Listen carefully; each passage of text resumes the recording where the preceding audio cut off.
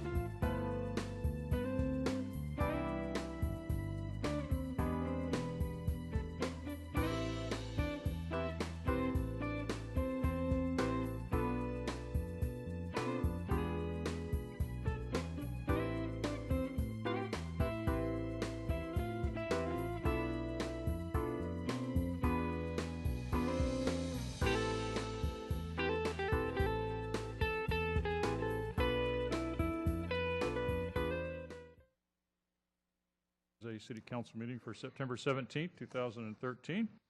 We'll start with an invocation. Councilmember Herrera will introduce the invocator. Thank you, Mayor Reed. Today I've invited Father Bob Fabrini of Most Holy Trinity Catholic Church to perform the invocation. Most Holy Trinity, located in the District 8 community, is a parish dedicated to discovering God's love through worship, prayer, study, and good works. Most Holy Trinity School is a leading Catholic educational institution, providing lifelong learning and interpersonal skills to their students. It also offers religious-based education to students from kindergarten through 8th grade, including a before and after school extended care program. Father Fabrini is a Jesuit priest. Those Jesuits are tough, I can tell you that. I went to Santa Clara, personal note, and a native of San Francisco. He was ordained in 1979 and has served in Hispanic ministry for all but 10 years of his priesthood. In July, Father Fabrini arrived after an 8-year assignment in San Diego to begin his 4th pastorate at Most Holy Trinity Catholic Church. I thank Father Fabrini for all of his current and future work at Most Holy Trinity in District 8 and throughout San Jose, and now invite him to perform the invocation. Let us pray. Loving and eternal God, creator and source of all that is good, we gather first of all in thanksgiving for your many and abundant blessings. We thank you for life itself, for the measure of health we need to fulfill our callings, for sustenance and for friendship. Thank you for the ability to be involved in meaningful work and for the honor of bearing appropriate responsibilities. Thank you as well for the freedom to embrace you or the freedom to reject you. Thank you for loving us even so from your boundless and gracious nature. In the scriptures, you have said that citizens ought to obey the governing authorities, since you established these very authorities to promote peace and order and justice.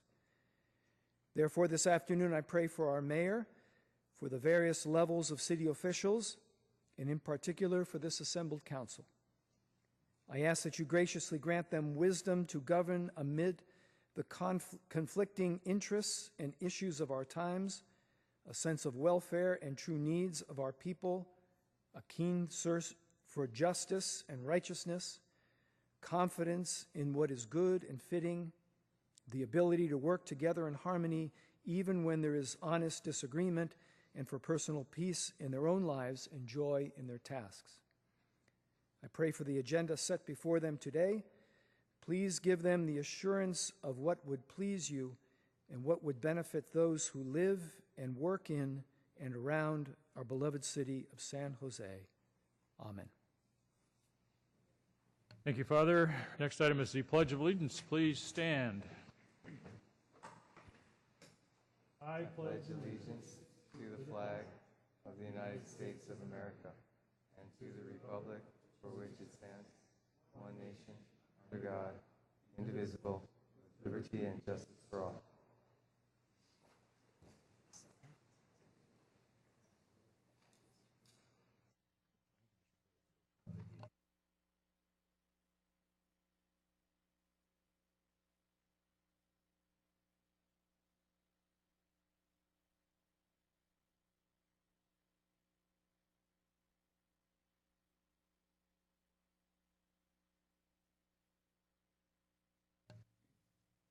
First item of business would be the orders of the day. Are there any requests for changes from the printed agenda? Mayor? Councilmember Campos? Yes, I put a memo out late to defer item 11.5 to the next evening council meeting.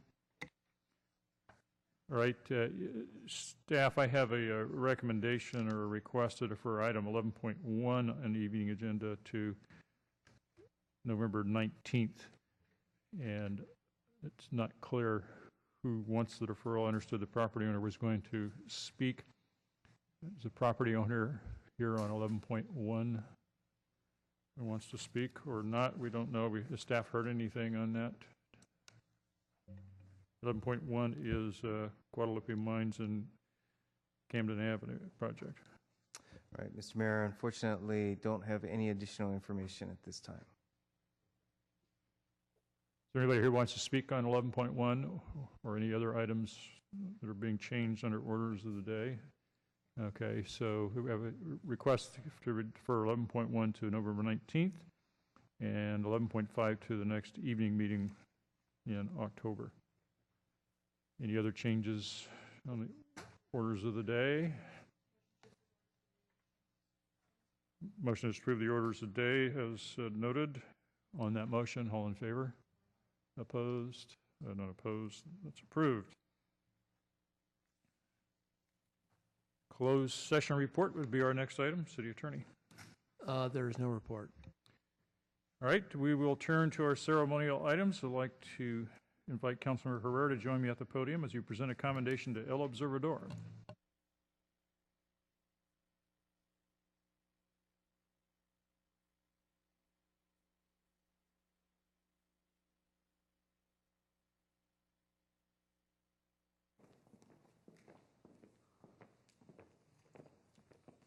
And I think we'll get Hilbert and Betty Morales down here, but they brought much of the people who put out El Observador with them, and I think we'll ask them all to come down.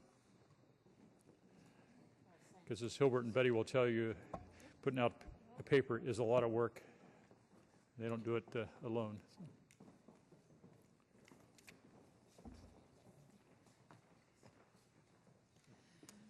Thank you, Mayor.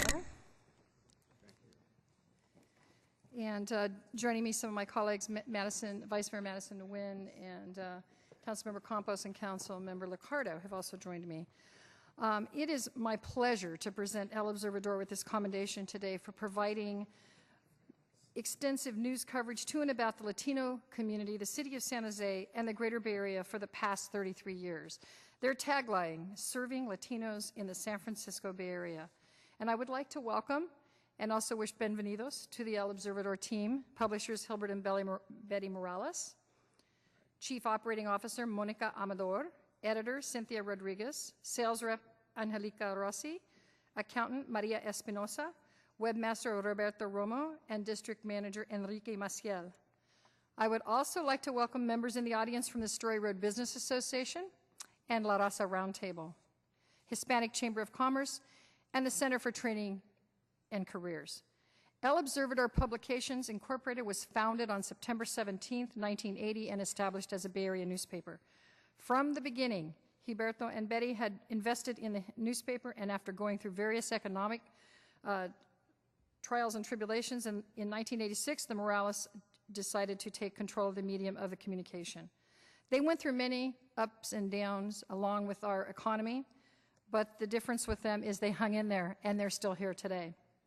Prior to becoming president and publisher of El Observador, Hilbert worked as the director of planning for Santa Clara Valley Medical Center, and prior to that worked as the assistant to vice president of medical affairs and dean at Stanford University Medical Center and Medical School.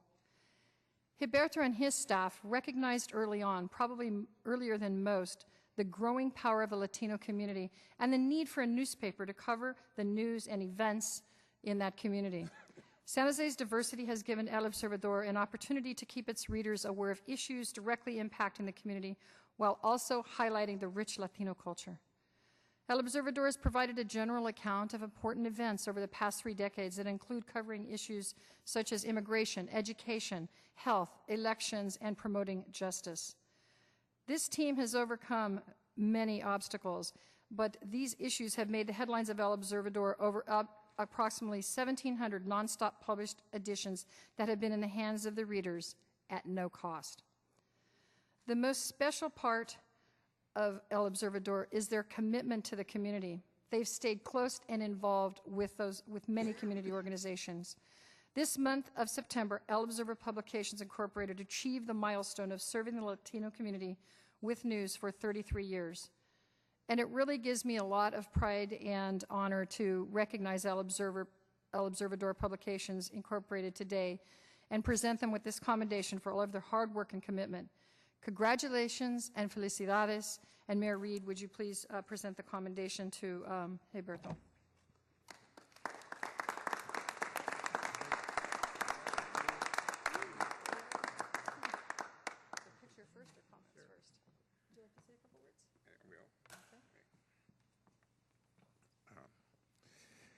I accept this honor and award on behalf of the team which has already been recited to you. And I want you all to know it really takes a team that's dedicated to providing facts and knowledge, which our readers incorporate and think about.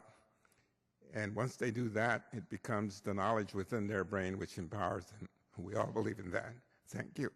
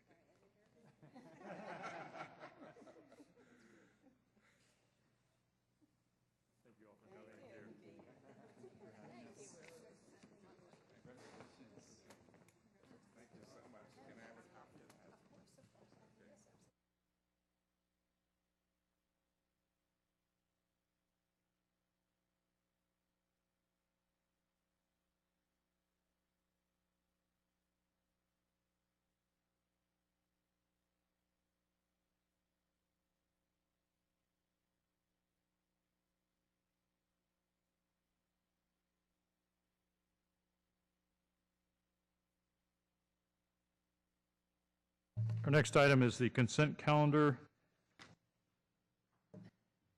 Item 2.11, airport marketing, will pull off for separate discussion, and 2.13, the JAG grant funding, will pull off for a separate discussion. Anybody else who wants to speak on any other item on the consent calendar, now is the time to do that. David Truslow. Thank you. I'm Dave Truslow, and I lead the group of neighborhoods in all of District 3. Our membership has unanimously identified homeless impacts as the #1 problem in District 3. Not crime, not noise, not any other urban impact, but homeless impacts. Our speaker, Judge Ladoris Cordell, in our February meeting echoed the same complaint. She mentioned frequently seeing drug deals go down when walking by St. James Park. Last Friday, those present at the Downtown Business Association meeting voiced the same concern, citing many St. James Park homeless impacts, as well as now Chavez Park. It's expanded over there. The homeless feeding program on the weekends swells the park's homeless population, we're told, by 2 to 3 times by those who live nearby. Residents and business owners are frustrated that the police department refuses to cite groups for breaking our feeding law. They tell citizens they don't cite food providers because we don't want to be on YouTube. Our housing department, in my view, bears considerable responsibility for perpetuating the homeless impact. Instead of management by objectives, they manage by activity. The HUD Consolidated Action Plan submitted by Housing only gives measures such as number of homeless contacts, not outcomes. And until we insist on proper management, nothing will change. In fact, it will likely get worse, as housing data indicates. I'm asking as a first step that the Council direct Housing to use good management by objectives and SMART goals: specific, measurable, attainable, relevant, and time-bound.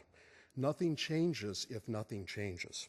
And until Housing employs appropriate management, we are then condemned to cope with a growing homeless population as we have for decades, one that an unlimited amount of money will not solve. I urge you to insist that our housing department employ better management and SMART goals. Thank you. That concludes public testimony on the balance of the consent calendar. Is there a motion? Motion to approve the balance of the consent calendar. On that motion, all in favor? Opposed? None opposed. That's approved. Item 2.11, the airport marketing plan.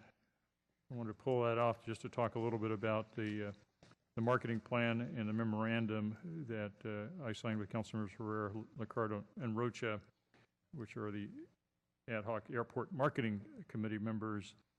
Back in June, we budgeted, we added $500,000 to the airport marketing budget, knowing that we were getting new service and hoped to get more additional new service, and that we might need to do something to make sure that the new service succeeds. For years, we've been struggling to get new service. Our airplanes have flown full. We have one of the highest load factors in the country. And now we have some new service. And we want to help those carriers succeed with the new routes and new aircraft and service to new places. So what we are proposing here is that we get to it, move quickly, focus on supporting the airlines that are investing in San Jose with an emphasis on new routes and new carriers, and we have several of those. I think it's important to emphasize that we don't have a lot of time to do this. We need to move quickly. We've been thinking about it a while. It's time to start implementing very quickly because we do have the ANA route and the Virgin America route and some other routes that other airlines have added. So we have more capacity than we had in the past. We need to make sure that capacity is filled up by people who would love to go out of San Jose and save time, money, and avoid weather delays. And there are plenty of those. So we've added the money to the budget. We've met with Silicon Valley Leadership Group. We have a CEO task force, and then they've organized a Silicon Valley Business Travelers Association to assist us. They're anxious to help. They've done some surveying of some of their members and some of the big companies and have calculated that the average additional cost of flying out of San Francisco, whether it's domestic or international, is $300 to $400 more per person for every one of their trips. And that does not include weather delays, flight delays, missed connections, and elsewhere because of weather delays. That's just the additional travel time cost and cost of moving people to SFO. So we've talked about this at our ad hoc committee on airport competitiveness. Staff is moving ahead, and this is an opportunity to make sure that our consultants and our consultants' contracts are fully supportive of this critical effort that we need to do in the next couple of months. And I say a couple of months because the airlines don't have a lot of patience if their routes aren't reaching a point that they consider to be successful. And I think based on everything I've heard, if we can get a billboard on a 101 advising people if they'd flown San Jose, they wouldn't have been delayed or whatever it is we want to talk about. Almost everybody thinks that's a good idea. And if we can get one right outside of the entrance to SFO, fine. So there's some simple things we can do that will cost money, as well as a lot of other things that need to be considered. But the whole point of that is we need to move ahead quickly. We have the money, we have the staff, we've got the consultants. Now it's all about implementing. And so that with that, I would recommend we approve this item with the direction in the memorandum. Councilmember Herrera. Thank you. So glad we got a second right ready. I just think we need to say loud and clear to our flying public: avoid delay, fly San Jose. And as you pointed out, the marketing company has already looked at the lower total cost of travel. And I think companies will start looking at that more because we want to lower. I think they're interested in lowering that total cost of travel, which means that they need to get out without delay, not sitting in traffic. So with that, I would like to make a motion to approve this. Do I still have my second? Okay, thank you. With a second. Okay, we have a motion to approve. I assume that's the memorandum and the staff recommendation is. Approve the memorandum and the staff recommendation. Okay. Any other comments or questions on this item? I have no request to speak on the motion. All in favor? Opposed? One opposed? Councilmember Oliverio opposed. Motion carries. That takes us to item 2.13, the JAG grant funding. Vice Mayor Nguyen. Thank you, Mayor. This memo was actually came out of Councilmember Rocha's office. I want to thank him and Councilmember KALRA for the work on this. I'll leave it to Councilmember Rocha to make the motion, but I just wanted to voice and lend my support for this effort. Every year, human traffickers generate billions of dollars in profits by victimizing millions of people around the world, including individuals here in the United States, especially children and women, two of the most vulnerable populations in our city. So one of the things that I wanted to touch upon is the misconception that human trafficking happens in foreign countries, let alone here in San Jose. And while most people who are aware of the problem of human trafficking think of it as occurring in other countries, the truth is that modern-day slavery is happening right here in Santa Clara County, as well as in cities, towns, and rural areas throughout the United States. So I'm hoping that with the potential allocations of funding of $50,000 for the South Bay Coalition to End Human Trafficking, that we will encourage the efforts for this organization and other organizations to end human trafficking around the world, especially here in San Jose. So again, I just wanted to lend my support for that, and I'll have Councilmember make the motion. Councilmember Rocha. Thank you, Mayor. I appreciate all the comments by Vice Mayor and also your leadership and willingness to support this effort. I'd like to defer to staff a bit to get your feedback on this item. I don't want to make a direction that you feel uncomfortable or difficulty or have some issues with, so please. Thank you, Councilmember Rocha, members of the council. Just really, quite frankly, getting a bit up to speed on the issue myself in terms of the activities that the police department's been very involved with. I do understand that our police department is very actively involved regionally in addressing the human trafficking issue. As such, the department has suggested that they could put together a report, whether it be to committee or the council. If it is a committee, the Public Safety Finance Committee would logically be a venue for a presentation by staff, and we could arrange that before the end of the calendar year if that is helpful, and that would precede the mid-year budget process. So the report that could you explain a little bit what that report means? I mean, the direction that I have listed here is direction to pursue this and be a partnership and collaborate and be a leader in a sense on this issue in front of the Super Bowl coming. And I don't want the report to just recommend that we not pursue this if there's a consensus up here that this is an important priority. No question, and certainly appreciate bringing forward the issue. It is clearly an important issue for us to tackle. My suggestion of having a report to the committee in advance of the mid-year would simply be to have staff report out on everything that's happening. And so, for example, if $50,000 as an allocation is a part of an overall strategy, then that might be helpful information for the council, again, before the mid-year comes forward. Because that's 3-4 months out and 3-4 months lost on, again, potential collaboration opportunities and working with folks on this issue. And the $50,000 in my mind, and these are public dollars, is not a significant amount of dollars that we can maybe find somewhere within either the police department's budget or somewhere within our budget.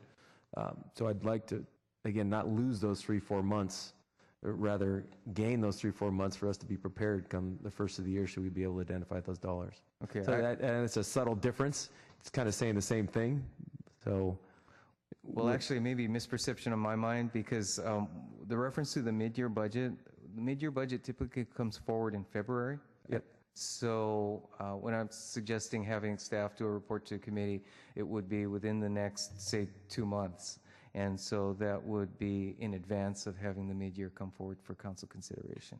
And your suggestion is to have this go to PISFIS or the full council, whatever the interest is up here? Exactly. I'm comfortable going with whatever direction that best suits the process and the issue. I understand that there's no one here from the police department to talk about, or is there? Actually, we do have Lisa Perez from I missed her in the front row. Sorry about that. Hi, I'm Lisa Perez with the police department. Yeah, we can provide a report within the next few months on all the issues regarding human trafficking, the funding that we allocate towards it in our efforts. We are the lead on the regional task force for human trafficking. We do work with the coalition. We do actually provide some money through a grant to the coalition to one of the partners in the coalition. So there are a lot of efforts that we do regionally and within the county that we could provide the full council. Okay, thank you very much. Appreciate that. So I guess with that, I'd make a recommendation for staff to return to the council with, what's the best term for this, recommendation going forward on the direction within this memo. All right, so that's a modification to the motion. In the memo, yes. Okay. Councilmember KALRA. I just want to thank Councilmember Rocha, Vice Mayor Nguyen. I happily signed on to this memo, knowing that this is an issue that, as Councilmember Rocha indicated, the less delay the possible. There's already an agreement as to what needs to be done, and I think that from all corners, if we try to identify funding sooner rather than later, we'll have someone in place that can help to coordinate all the regional efforts. There are a lot of regional efforts going on, as Ed mentioned, certainly with the county and the city, but also more specifically with the DA's office and a lot of partners in the community that are working diligently. And I think that it's not just a matter of, obviously, there's reference in the memo about the Super Bowl and other events that may attract certain types of conduct. So certainly we want a plan in place prior to that. But I think just in general right now, there's a dire need to have some plan in place right now that's ongoing, regardless of whether there's a Super Bowl or whatever other event may come to town. The reality is that we know that there are women being victimized right now in our community, and whatever we can do to have a plan to address it, but not just a plan, but someone to coordinate all the different partners is critical. So I thank my colleagues for supporting this effort. Councilmember Liccardo. Just a quick question of whether there's been, I understand that the JAG grants ultimately come from the Department of Justice, but has been some coordination or communication with the local U.S. Attorney's Office or federal authorities. Since my experience prosecuting human trafficking cases down in Southern District of California was that really the feds take the lead on this. They have the resources to be able to do it. Are they engaged with us, or are we sort of marching off a different direction?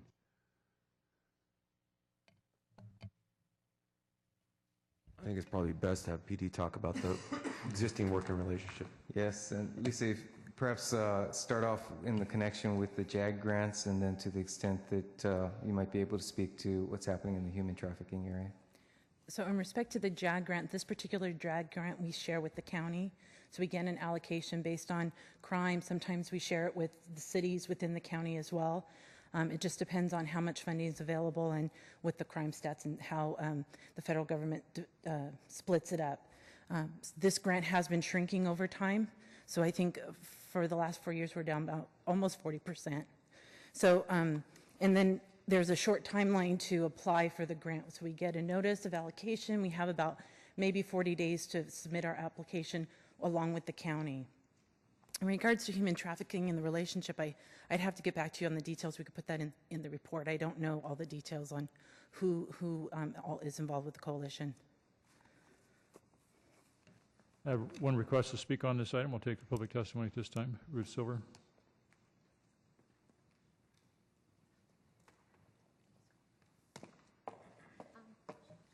My name is Ruth Silver-Toba. I'm Legal Services Chair of the South Bay Coalition to End Human Trafficking. And we have 140 members, 39 organizations, and we're working diligently to try to address the problem. And we've been working without a coordinator, and it's been very difficult. And we do need a coordinator sooner rather than later. We're doing a lot of outreach, education, training. We're working on forced labor issues, on sex trafficking issues. The extent of the problem is extremely large. We do a triage method. We work with the task force, and we have law enforcement, legal service providers. We do, as I said, trainings to we're working with Filipino groups, with Latina groups, and we're doing outreach as well, and training, and a lot of law enforcement. And as soon as there's a problem, we all work together on it, and we've been very successful. But as I said, there is a real dire need for a coordinator, and so I would urge you to act sooner rather than later on this. Thank you. That concludes public testimony. Councilmember Herrera. I'm certainly concerned whenever I hear the discussion of human trafficking and what that means for those caught up in it. Many of whom, or maybe most of whom, are young women. I wanted to focus, though, a little bit on the grant memo that the chief put forward, because I just want to say how much I support funding of this parent project, because it really deals with some of the root issues involved in preventing kids getting into gangs. So I think it's really important, and I really am will be interested in hearing the follow-up from the police department when they come back to PISFIS or wherever it's coming back to the council how they see this fitting, how they see these funds fitting in and how they see the issue of human trafficking. I'm really interested in that, and I'm mindful of what Councilmember LICCARDO just said about the federal government's involvement in it, because I want to make sure, I guess what I'm saying is I want to make sure our money's spent wisely, and I assume the chief was very thoughtful in his presentation of this proposed use of the grant. So I don't see this topic in this grant, so I'll look forward to hearing more, but if you want to address it now, it's fine too. Yeah, just for a point of clarification. So the JAG grant isn't specifically for human trafficking. We have two other grants, one through the state, one through the feds, that we do have allocated for human trafficking, and the sole purpose is for human trafficking. The JAG grant has more general guidelines. It's not specific to human trafficking. And in weighing the needs of the department, we've allocated for the parent project and for some equipment costs. Thank you for that clarification. So it doesn't mean that there isn't other grants that you, and so this is great to highlight human trafficking as an issue that we can seek other kinds of funding then to deal with then, you're saying. Yeah, just for more clarification, we currently have two grants. So we have a state grant that's about $200,000, and out of that, $50,000 goes to a nonprofit to help us with the human trafficking. We also have a federal grant worth about $500,000, and we match that with about $167,000 of city dollars for that grant. Both are dedicated to human trafficking. Both are at the end of their grant cycle. We've applied for the renewal for the federal grant. We're eligible to apply because we run the regional task force. The state grant has not put out their guidance yet, so we're waiting for the state guidance to apply for the next cycle. Okay, thank you. We have a motion to approve based on the memorandum with the modification regarding a report back to the committee, to the council. On the motion, all in favor? Opposed? None opposed. Motion carries, including the consent calendar. We'll move to item 3.1, report of the city manager. Mr. Mayor, members of the council, I have no report. Item 3.3 are Title 12 revisions regarding elections and municipal campaign office holder contributions. People may recognize this. This is a new first reading of the ordinance because when we took it up last time, we had quite a few changes. Is that correct, City Attorney? Yeah, that was the issue. And the two issues that have come back, one is related to the ability of candidates to pay off debt. Just some background. At the time that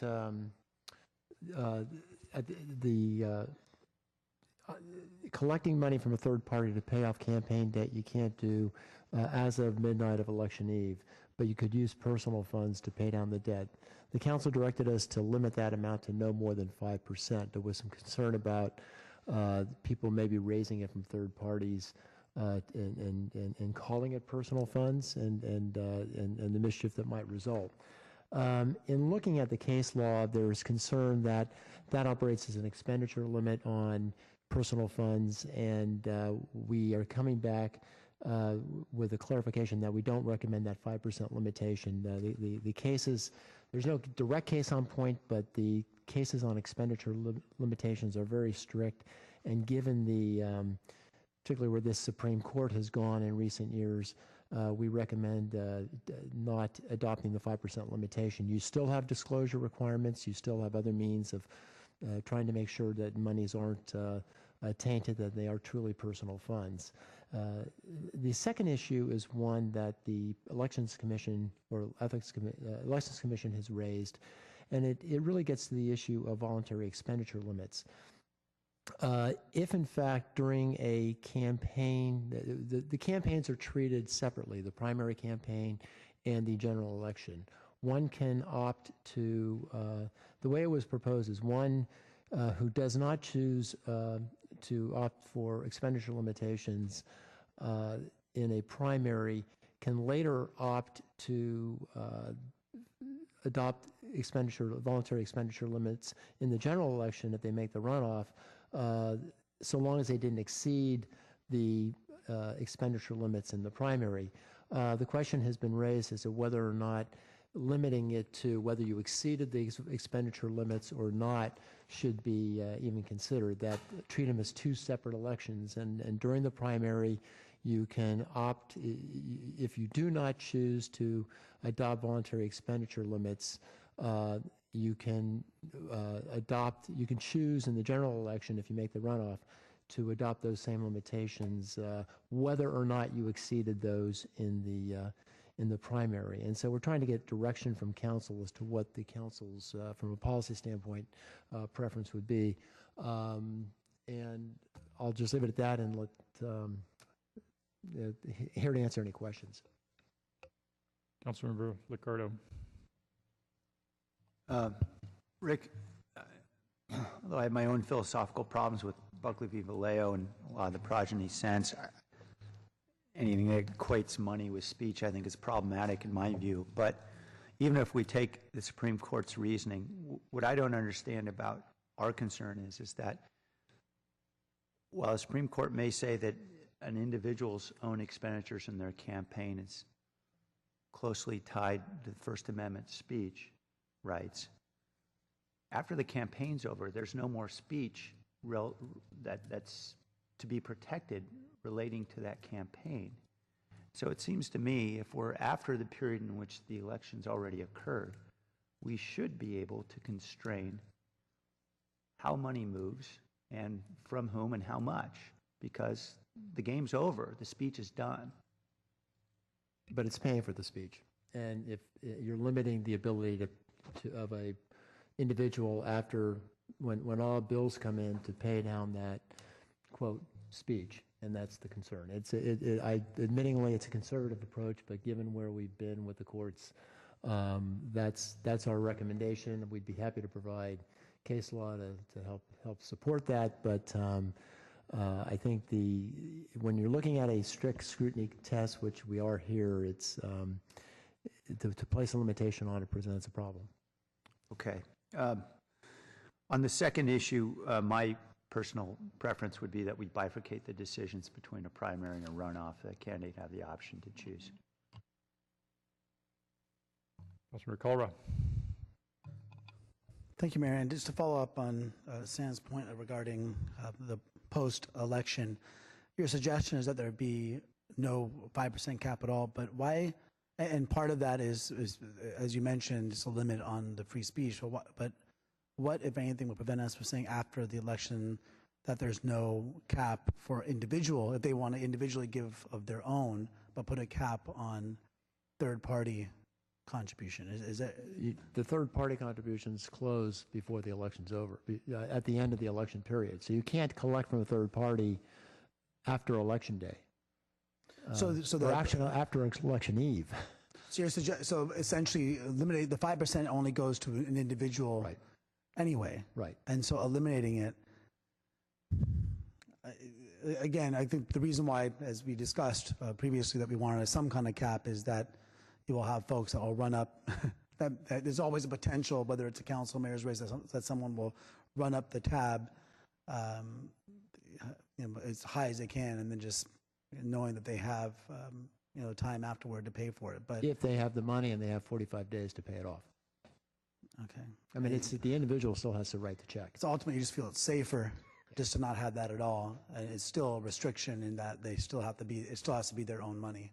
Yeah, and if it does present a problem and we have some issues with disclosure, I think we can come back and revisit the issue with the Elections Commission. But I think at this point it is the recommended approach because it's a fairly narrow. It's the individual, him or herself, that has to cover the debt, and they have a very narrow window to do that. Well, but why wouldn't we put in the 5? I mean, it's your judgment, based upon the case law, that the 5% is a problem. I'm not sure if I agree, but again, I haven't studied it as much as you have, I'm sure, and so it would only become an issue if the 5% is in place, and then someone contests it post-election in their efforts to pay down whatever debt they have. It is, and theoretically, one could never raise money from a third party. You could be a Michael Bloomberg and want to underwrite your entire campaign, and you before the election and after the election, everything comes out of you, and then you've limited the ability of that person and limited of the speech because they can't, after the election, pay more than 5% of the bills. And I think that those are the types of analysis I think that get you into trouble. Yeah, I guess that's right. I guess you don't always think about you put yourself in your own shoes. You don't think about the billionaire that decides they want to run, I guess. Thanks. And I don't mean to pick on the mayor of New York. No, I get it. Well, but he does have money. And he did spend over $100 million in his reelection campaign the last time. So, Councilmember Herrera. Yeah, I don't think the billionaire would have to worry about paying the debts afterwards. He just run them up before him pay them. But I think the two elections should be thought of as separately. I actually thought they were, because I thought you signed spending limit agreements on both elections. Maybe maybe I'm not remembering that accurately. And that's how we've been treating them. But the issue has been whether or not you blow the expenditure limits in the first election. Can you then opt in for the second election? And I think the better course, our recommendation would be. Yeah, I think they should be treated separately. And I think by de facto, the way we have been running it, it has been treated separately. So I'd agree with doing that. And those that, can we suggest 5%? Can it be a suggestion? And then those that, we do have I think I asked this last time and I'm still not clear about this. So we evaluate, we have limits on the contribution, but when we look at spending, do we look at the total spend? And if we could randomly once in a while pull out that and see if our lack of 5% is really having a negative impact. You know what I'm saying? So kind of maybe once in a while we check and see, do we end up with a campaign that spent twice as much as the funding limit or something after the campaign? Yeah, we can follow up on because that. I think we do want to monitor that, because if there is no 5%, and if we're not really checking that, then how do we know that somebody doesn't go and spend double, on their campaign? By how much they spend, they're actually violating the rules because they've spent more. But once even again, if they stayed within the so-called, limit of raising money. Once again, and I think Councilmember Liccardo pointed out that going back to the Buckley versus Vallejo case, the Supreme Court has said you can regulate contributions, but you can't regulate expenditures. And that's why you have voluntary expenditure limits, and that's always been a difficult one. That you're regulating speech by regulating expenditures. And it might seem like nitpicking, but these nits end up becoming something bigger when we have abilities to go,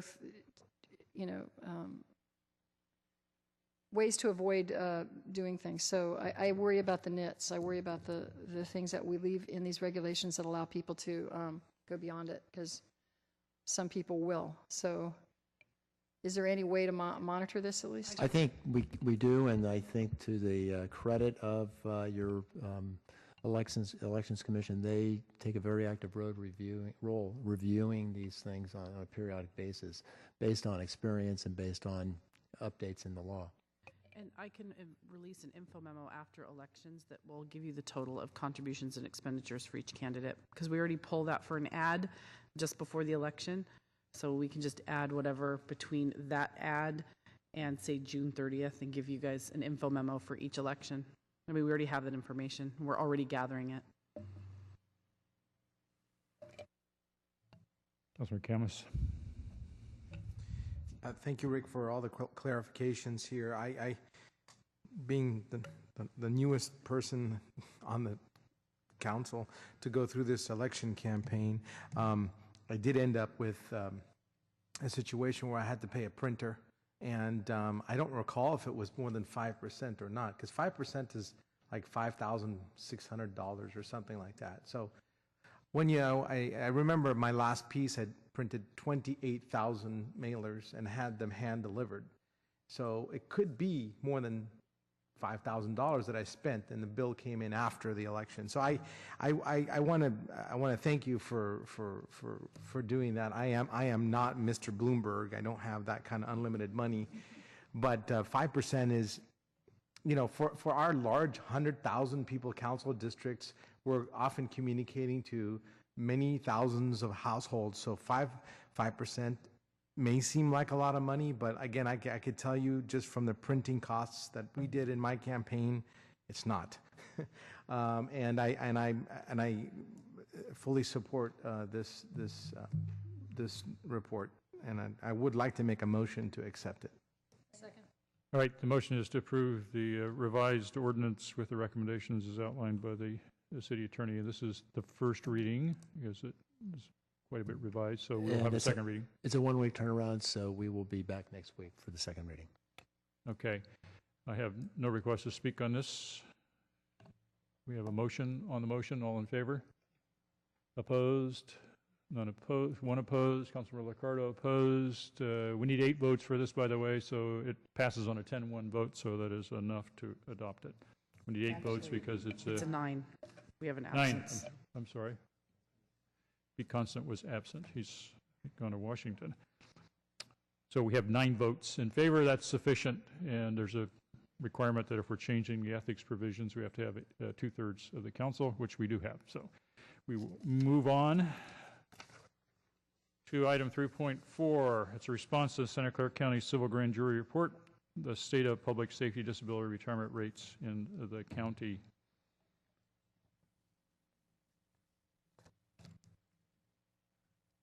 No report from staff. No report.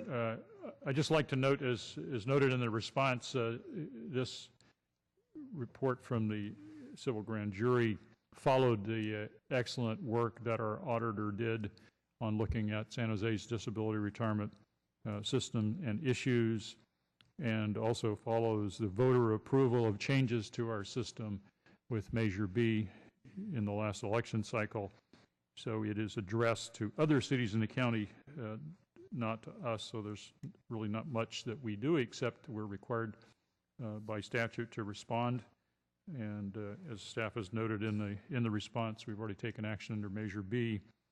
And we remain concerned, of course, about the high-level disability retirements because we've not been able to implement the Measure B provisions. We're waiting for rulings from the Superior Court on challenges to the ballot measure before we can actually implement a couple of changes. One is in the definition of disability, and the other is in making sure that disability decisions are made by an independent panel of medical experts, both of those specified in Measure B. But it's interesting to note that we're not the only one with some problems in this area. We rarely are alone in these kinds of problems. So with that, I certainly recommend that we approve the staff report and the recommendations. We have a motion to approve the staff recommended response. On the motion, all in favor? Opposed? Not opposed. That's approved. Item 3.5, Recycle Plus Billing and Customer Service Delivery Strategy. We will have a staff presentation on this. We've heard this before. We've been looking at it for some time in a lot of different ways. But we're getting down to the end of the decision-making process, it appears.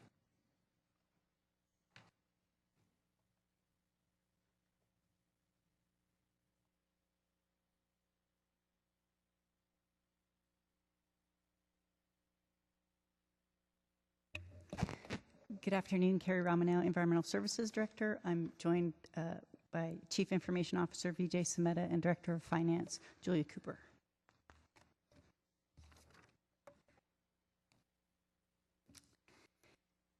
To provide a little bit of historical context, this is the 3rd time we've presented to Council potential alternative service delivery options for the Recycle Plus billing and customer service. Back in January, Council approved discontinuing the in-house service delivery model and directed us to continue evaluating alternate service delivery options. Since then, we've focused attention on further analyzing the 2 alternative service delivery options that were presented in the January meeting, specifically developing strategies to address concerns raised by haulers associated with one of the options under consideration. The 2 alternative service delivery options for Recycle Plus billing and customer service include option 1, contract with haulers to provide billing, remittance processing, collections, and customer service for all Recycle Plus accounts. Option 2, provide Recycle Plus billing for single-family customers with standard garbage service on the county secured property tax bill, with haulers separately billing haulers billing separately for single-family customers with premium services and multifamily accounts. Haulers would continue to provide customer service under this service delivery approach. As we've continued to evaluate both service delivery options with the goal of developing a cost-effective service delivery that would provide Recycle Plus customers with high-quality solid waste collection services, we've also explored strategies for addressing the significant concerns raised by haulers regarding the county secured property tax bill. They're particularly concerned with potential increased risk of bad debt to the haulers from having to bill and collect revenue for customers with premium services such as large carts and yard trimming carts. To address their concerns, we explored and modified a version of the county secured property tax bill, which is the recommended service delivery approach before you today. We call it option 2A. This modified version of the county secured property tax bill service delivery option, which we refer to as 2A, would involve billing for a basic and premium service for single-family accounts through the county property tax bill. Rather than contract with haulers to bill for multifamily accounts, some city staff would be retained to perform separate billing of multifamily and mobile home park accounts, as well as single-family household customers who request changes to their Recycle Plus services during the year. Under this approach, staff would also handle all billing-related inquiries from customers, and we would continue to contract with haulers to handle service-related issues and inquiries. This modified tax roll billing service would eliminate the risk of bad debt to haulers and is estimated to be the most cost-effective option for ratepayers over the next several years. Hopefully you can read this. This table summarizes the major considerations for each service delivery option. It's further described in the staff report, so I won't go into every line item, but I would like to touch upon a few key points. Based on our analysis, the modified secured property tax billing option in the far right column is the most effective option, with an estimated annual cost of $9.1 million compared with the $12.3 million estimated annual cost for the hauler billing service. These estimated costs include all anticipated costs associated with each service delivery option, including city costs, hauler costs, anticipated fees, such as fees the city would pay to the county as part of the secured property tax billing option. You notice that option 2, the original secured property tax billing option presented back in January, is no longer considered a viable option. In our discussions with the haulers, it became increasingly apparent that they were not supportive of this approach, primarily due to the risk of bad debt, but also because it just wasn't cost effective. Our additional staff analysis of the high cost proposed by the haulers since January to provide billing services for multifamily customers had led staff to explore the more cost effective alternative solution, again, that is being recommended. The remaining two options, hauler billing option 1 and then the option 2A, have slightly lower impacts.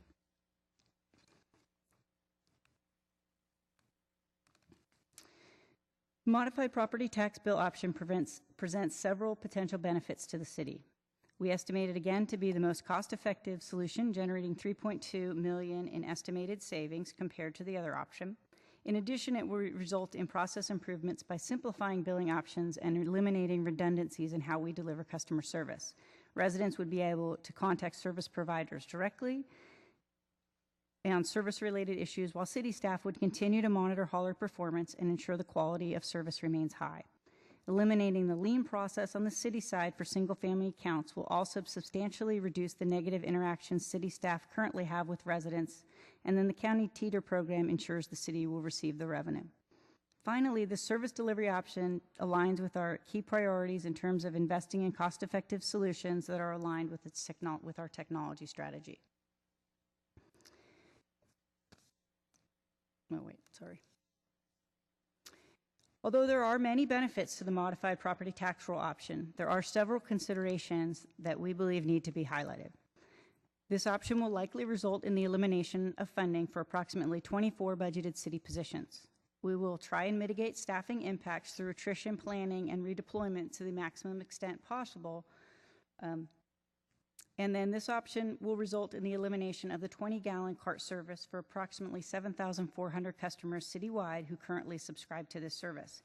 These customers would transition to a 32-gallon cart service, which currently represents 86% of all services citywide. The cost difference between the 20 and 32-gallon is about $1.72 a month, and there are increasing service issues with this container option, as detailed in the staff report, namely that they may no longer be available. We also wanted to note that the reduction of about $1.20 a month is something that we believe offsets that potential savings. So this option also results in the elimination of $2.1 million in annual Recycle Plus late fees. In the past, late fees, which are unrestricted, have funded a variety of special programs, including garbage rate assistance, solid waste collection and disposal at approximately 140 city facilities and parks, addressing homeless encampments and illegal dumping on city property. Alternate funding sources would need to be identified through the annual budget process to cover the costs of these ongoing programs.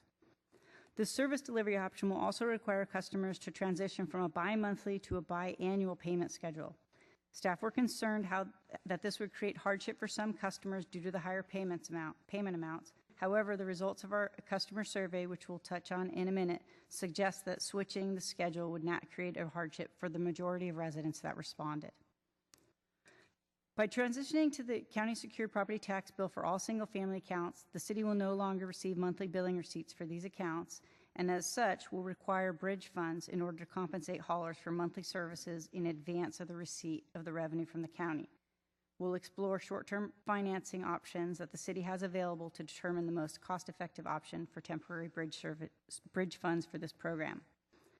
We believe that the benefits of the option outweigh the potential issues, and we'll continue to look at ways to mitigate the impacts I've just discussed. As a part of our evaluation of these service delivery options, we gathered input from stakeholders through residential property owners in the community through an online survey that was launched earlier this year. The survey allowed the public to share their opinions on the potential changes being considered and provide city staff with an inexpensive way to gather public input and assess the potential impacts of switching to a less frequent billing schedule. The online survey was made available to the public between February 6th and April 17th in several languages, English, Spanish, and Vietnamese. During the survey period, over 1,100 surveys were completed by community members, with 95% of the respondents representing residential property owners with recycle plus curbside cart service. The survey focused on 3 topic areas: billing frequency, whether switching to a less frequent billing schedule would create a financial hardship, and the concept of billing for Recycle Plus through the county secured property tax bill. In evaluating the survey results, we found that the majority of respondents, roughly 58%, indicate support for less billing cycles, compared with 27% who were opposed to less frequent billing. A higher percentage, 64%, indicated to us that switching to less frequent biannual payments would not create a financial hardship for them. On the concept of collecting Recycle Plus payment for garbage to the county secured property tax bill, it was pretty evenly split at 50%. So in summary, based on our analysis, the recommended modified county secured property tax bill option would be the most cost-effective service delivery option for ratepayers by saving an estimated $3.2 million compared to if we were to leverage the haulers. This option will impact fewer city positions by roughly 2, as staff would be retained to perform separate billing for multifamily customers and initiate billing process refunds for household customers who request changes during the year. This option will also present less risk for the city and provide more certainty on revenue collection, as the county's TEETR program guarantees the city will receive its revenue on a biannual basis.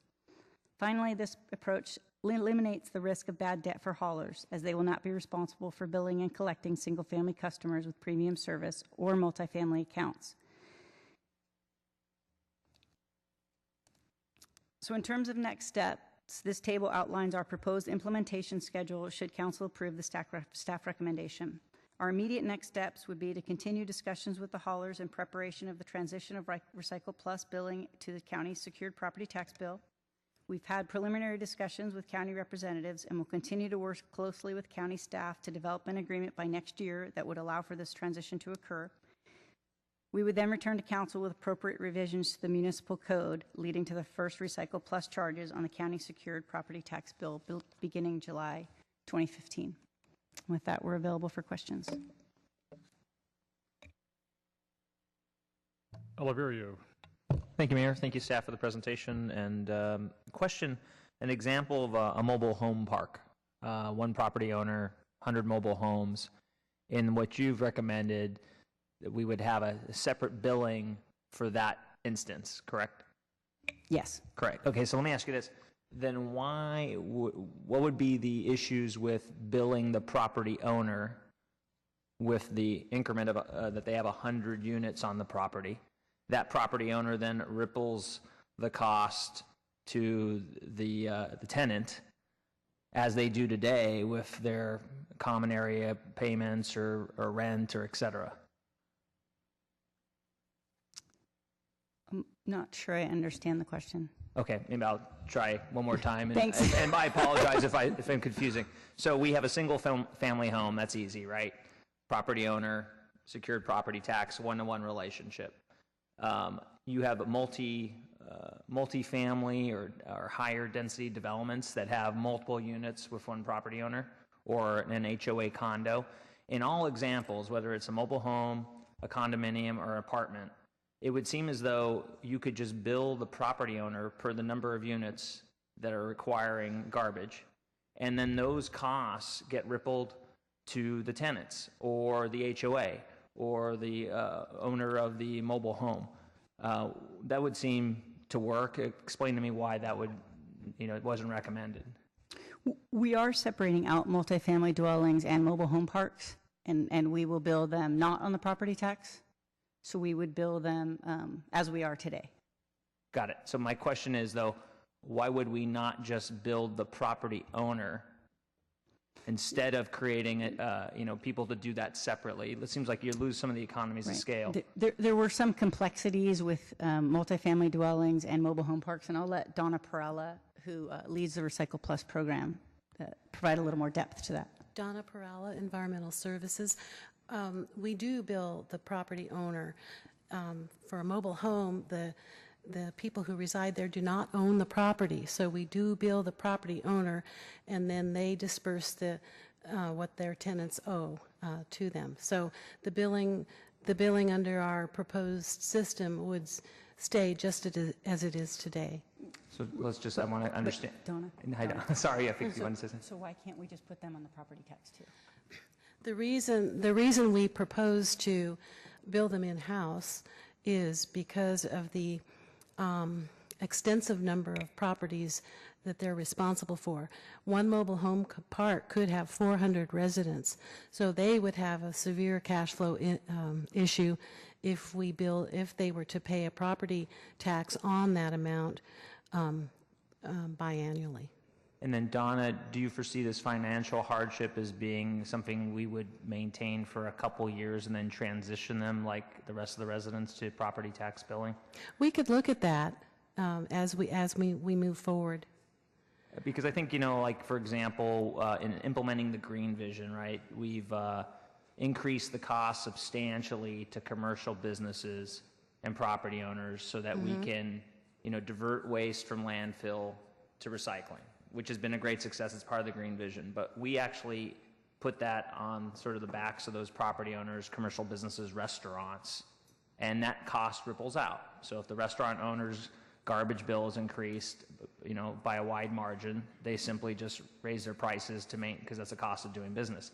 In the end, it would seem, the cost of managing multifamily properties could be rippled out to all those. And I acknowledge the financial hardship. That makes sense to me. And I just want to know, maybe I'd like to see where maybe, and I guess this will obviously come back to council, as does everything over time, but maybe it doesn't have to be permanent, but maybe just something to, in the interim period. Right. At the outset, we thought we would do it in-house because multifamily bills and some mobile home park bills can be in the thousands every month. So if you multiply that by 6 months, it presents a challenge for those business owners. And then just to walk it through, then on a condominium that has an HOA, what's our plan there?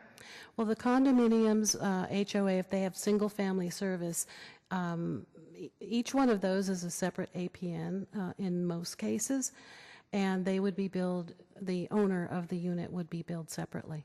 Okay, so there was square there. So on the tax roll. They'll go on the tax roll. And then how about an apartment complex? You have one property owner. Right, and that's like a multifamily situation.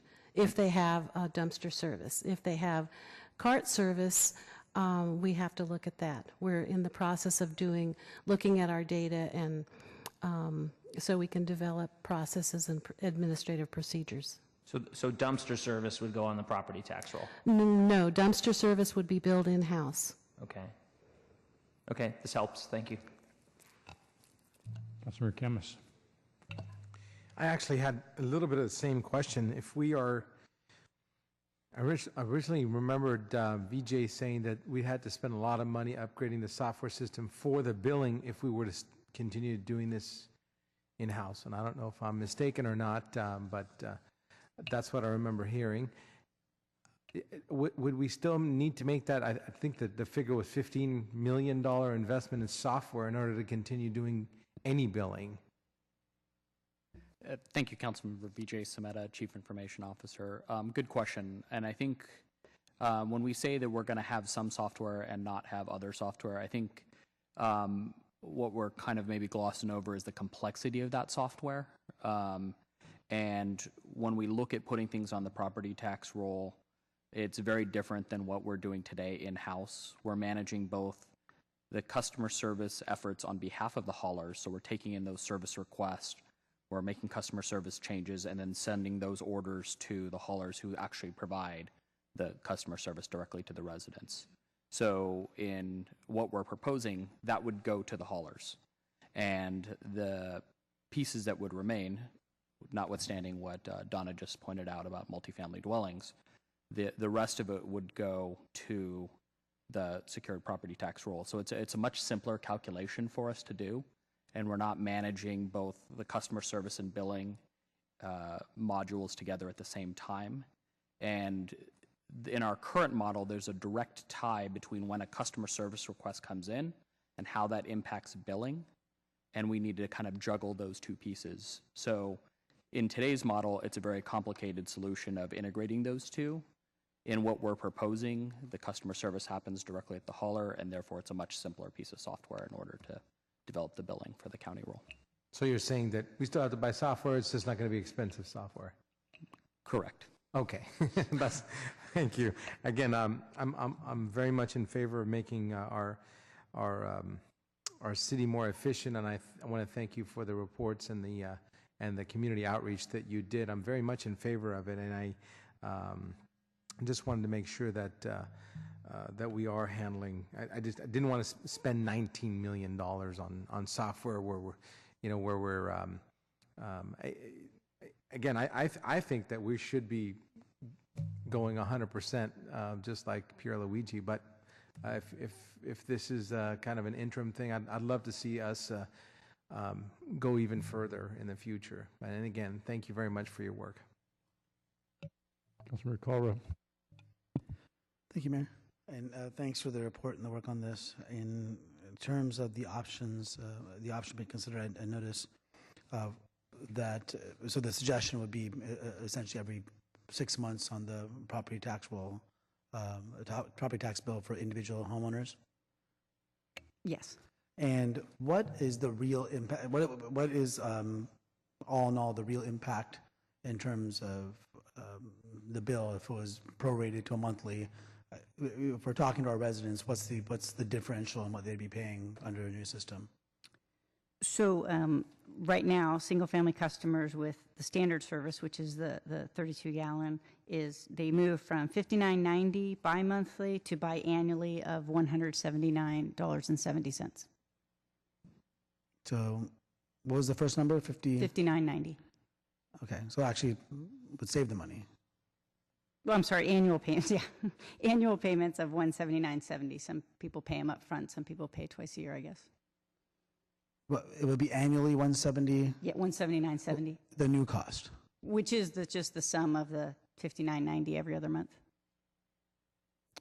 Okay, $59.90 every other month sounds like... It's biannual, as our Okay. finance director is Okay. reminding me of my math. Okay, that's why I wasn't adding up. Okay, so it's essentially the same. It's the same amount, it's just compressed payments. Got it, every 6 months, okay. So the cost sums up the same, and we would lose out on the late fee because it would be automatically assessed to their property roll, and so over almost 2.2, which is fine because I don't want to, relying on late fees for funding source, I think by itself is not necessary if we can avoid it, but the reality is that it's almost 2.2 million in money going to some types of different programs. And so is there any plan on, in the cost savings that are being suggested to backfill some of the programs that are being currently funded through late fees? Not through these ratepayer funds. These ratepayer funds are limited in our ability to be applied only to this service. We are exploring, citywide how we will fund those $2 million in services. Some will be trimmed, and then some will have to find alternate options.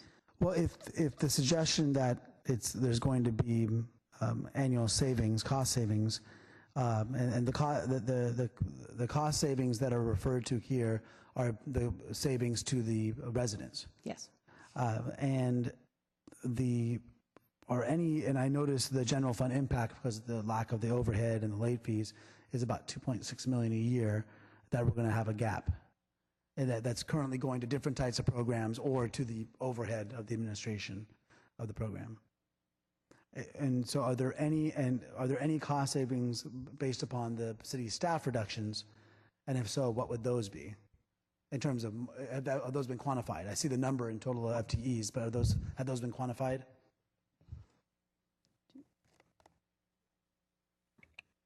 Julia Cooper, Director of Finance.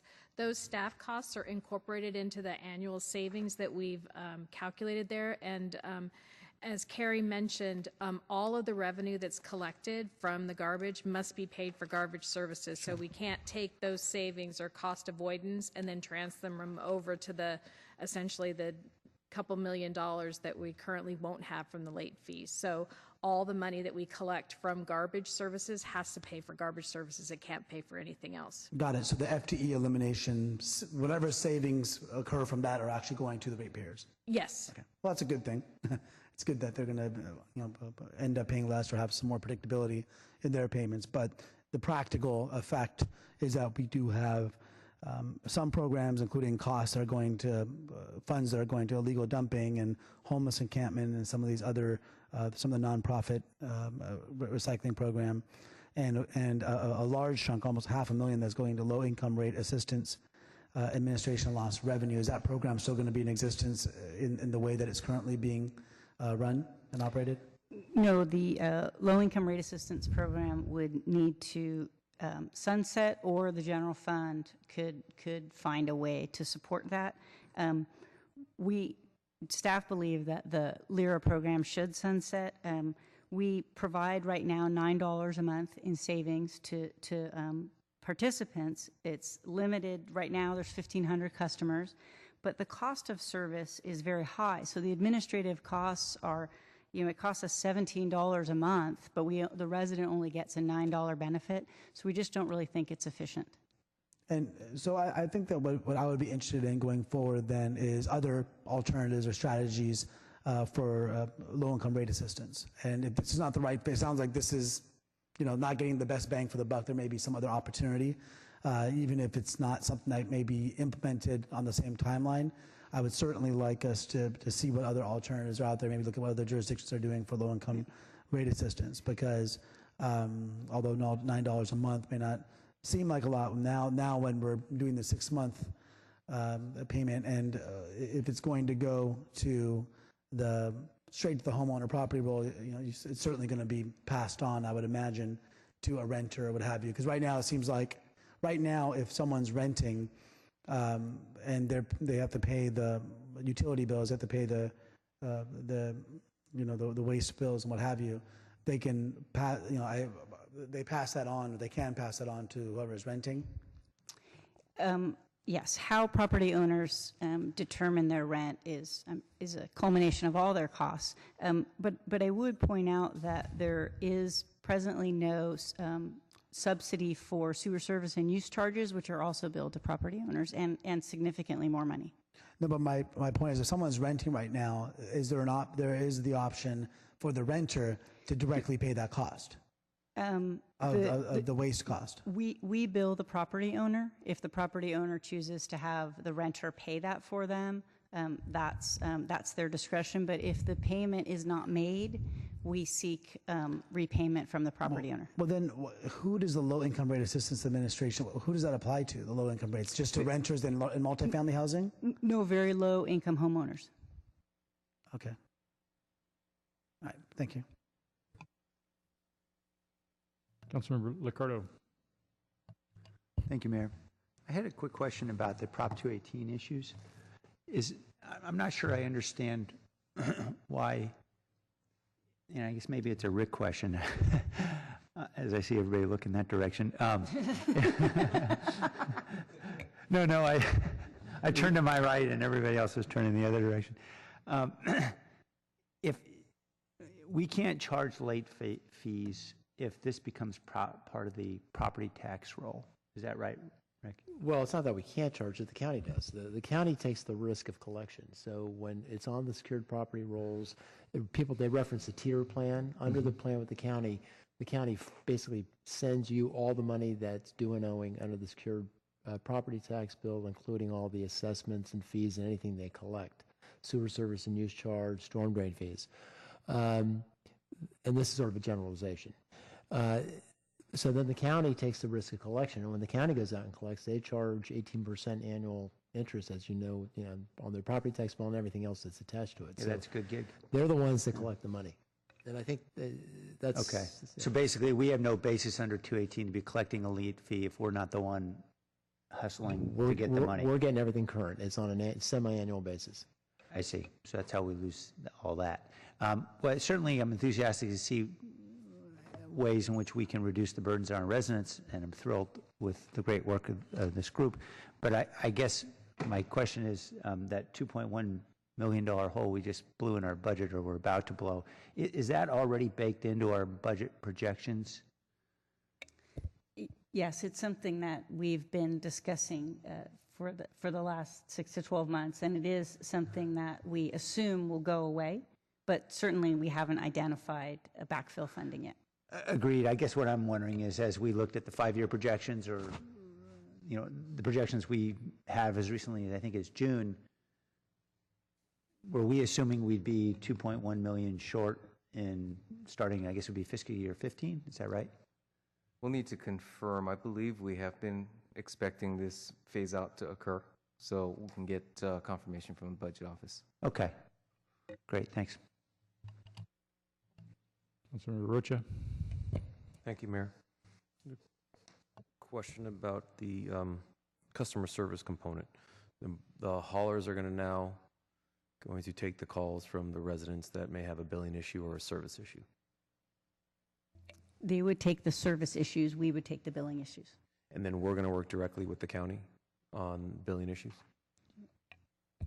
Yeah, yes, we would, Councilmember Rocha. It would be just similar to we deal with the billing issues on the sewer service and use, and they're fairly minor because, we're billing once a year, and that they get their property tax bill in September, then they make the 2 payments. So we have very few questions that come up on the sewer side, and it's usually kind of at those actual times that they make the payments. So. Appreciate that, but you're not suggesting that the sewer issues we deal with are as common as the recycle issues that we deal with or have dealt with. I mean, as a council office, constituent calls generally don't come up about sewer issues. They're pretty rare. They're a lot more common with the recycle program. And are they more common about the service delivery or billing? Both, really. So. I'd have to go back and do an actual audit of that, but my recollection, seeing that I see all the emails, is generally we get both. Yeah, issues. and we're hoping that with the property tax bill that we'll reduce some of those issues, because we won't be billing 6 times a year, but really only once a year with 2 payments.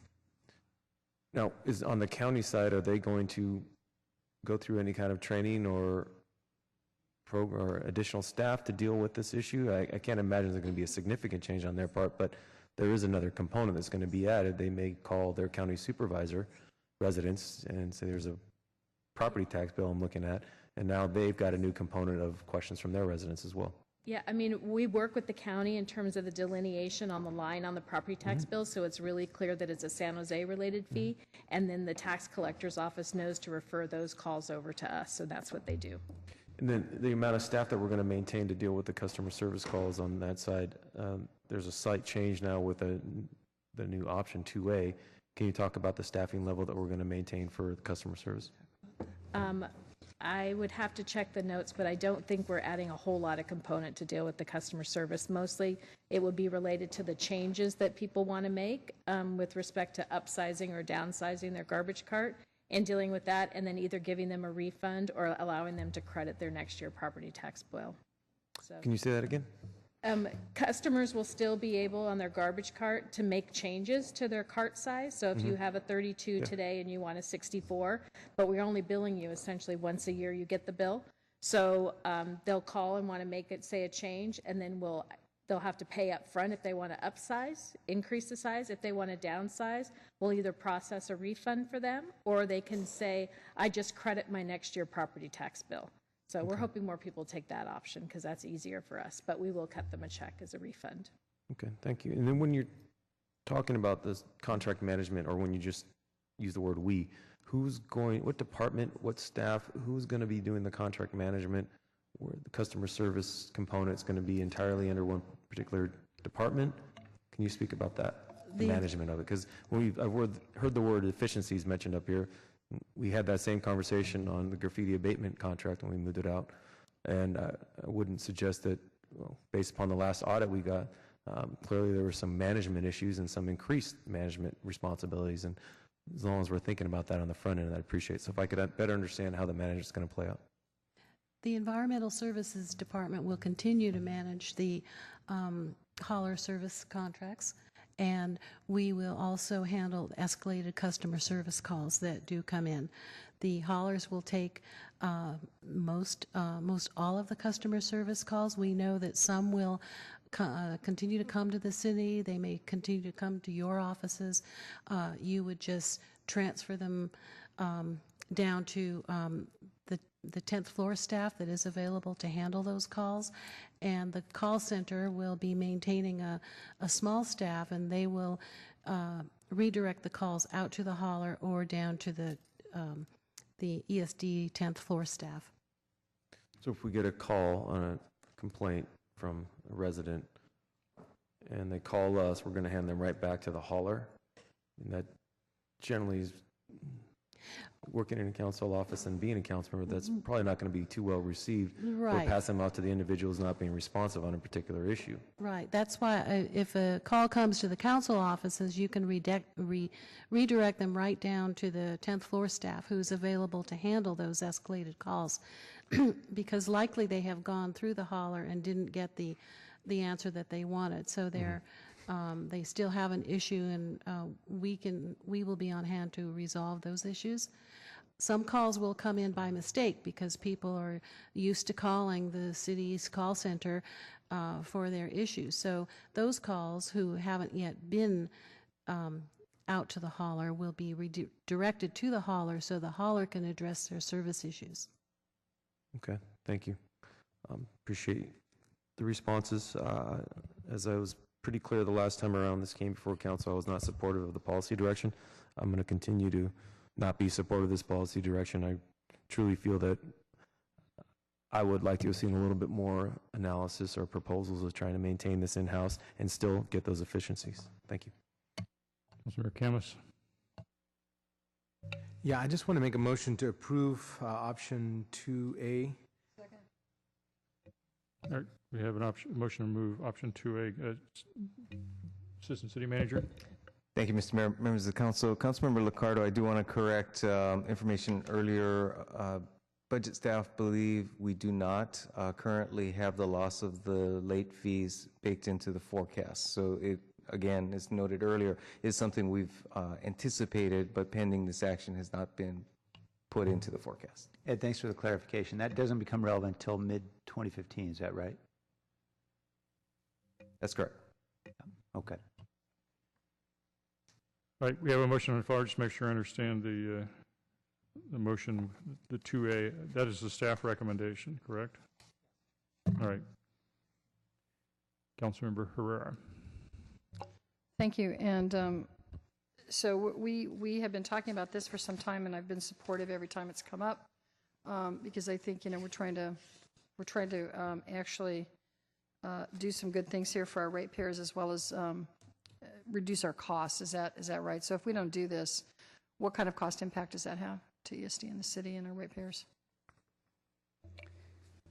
Since we stopped looking at the in-house option, really the only comparator we have is providing it to the haulers, and that has an additional cost of about $3 million a year. And if we keep it in-house, again, why aren't we keeping it in-house? Do you want to answer So a couple of reasons. One definitely was the cost projections that we saw for doing another in-house system. But also we continue to look at large, complicated IT systems that require a great deal of management, a great deal of care and feeding, and then subsequent upgrades periodically every 5 years or so. So the capital cost, we'd have to invest in the software, and I think Councilmember KHAMIS pointed that out, so that's why Correct. one of the big factors. For perspective, the last time we did this, we started planning in 2003. We implemented and went live in 2006. The implementation costs were about $15.4 million, and we needed about 35 staff. Okay.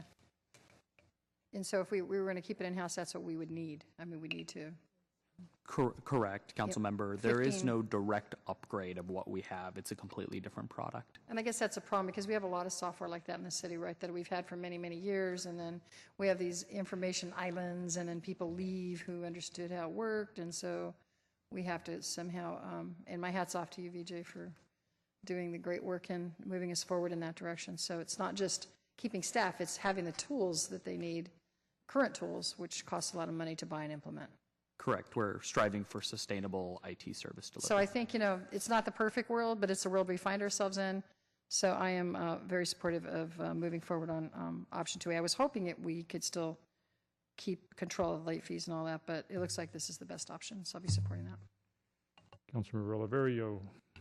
Thank you, Mayor. I just wanted to, from the last discussion we had, if we had gone to doing it in-house, it would have been $14.50 per ratepayer increase to cover all that cost. So that's the cost. So in this case, the thing keeps getting said is cost avoidance. So we're avoiding increasing the cost to the ratepayer.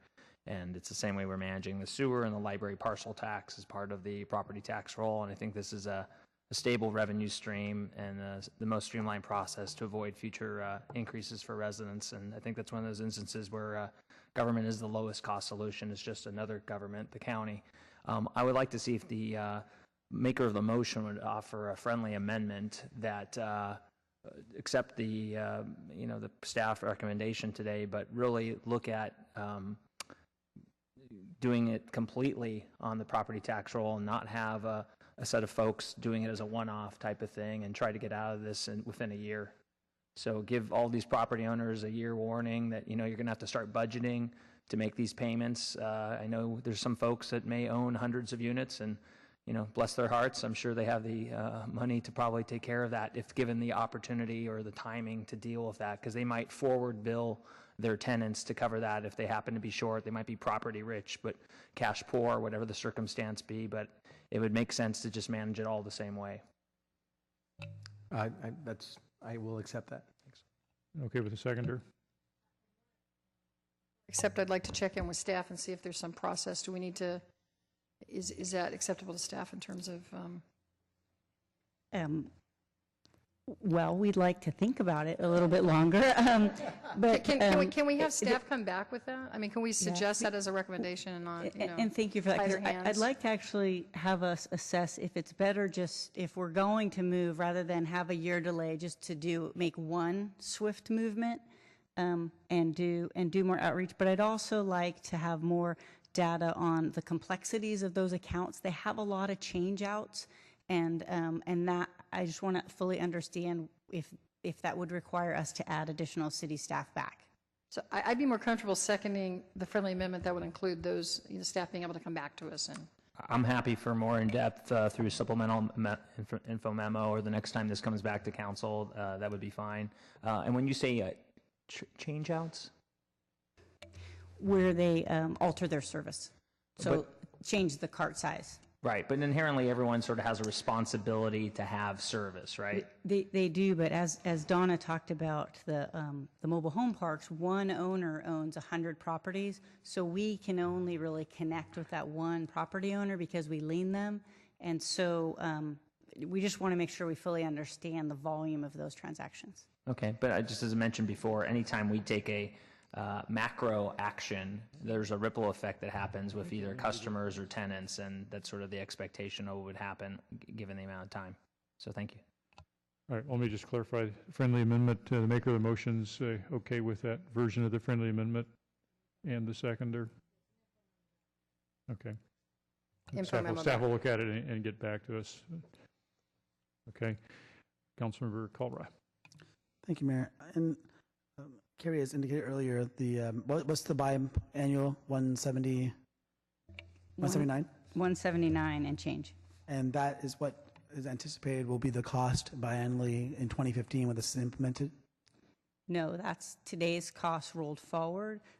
We have not set any rate increases, although there likely will be some between now and then.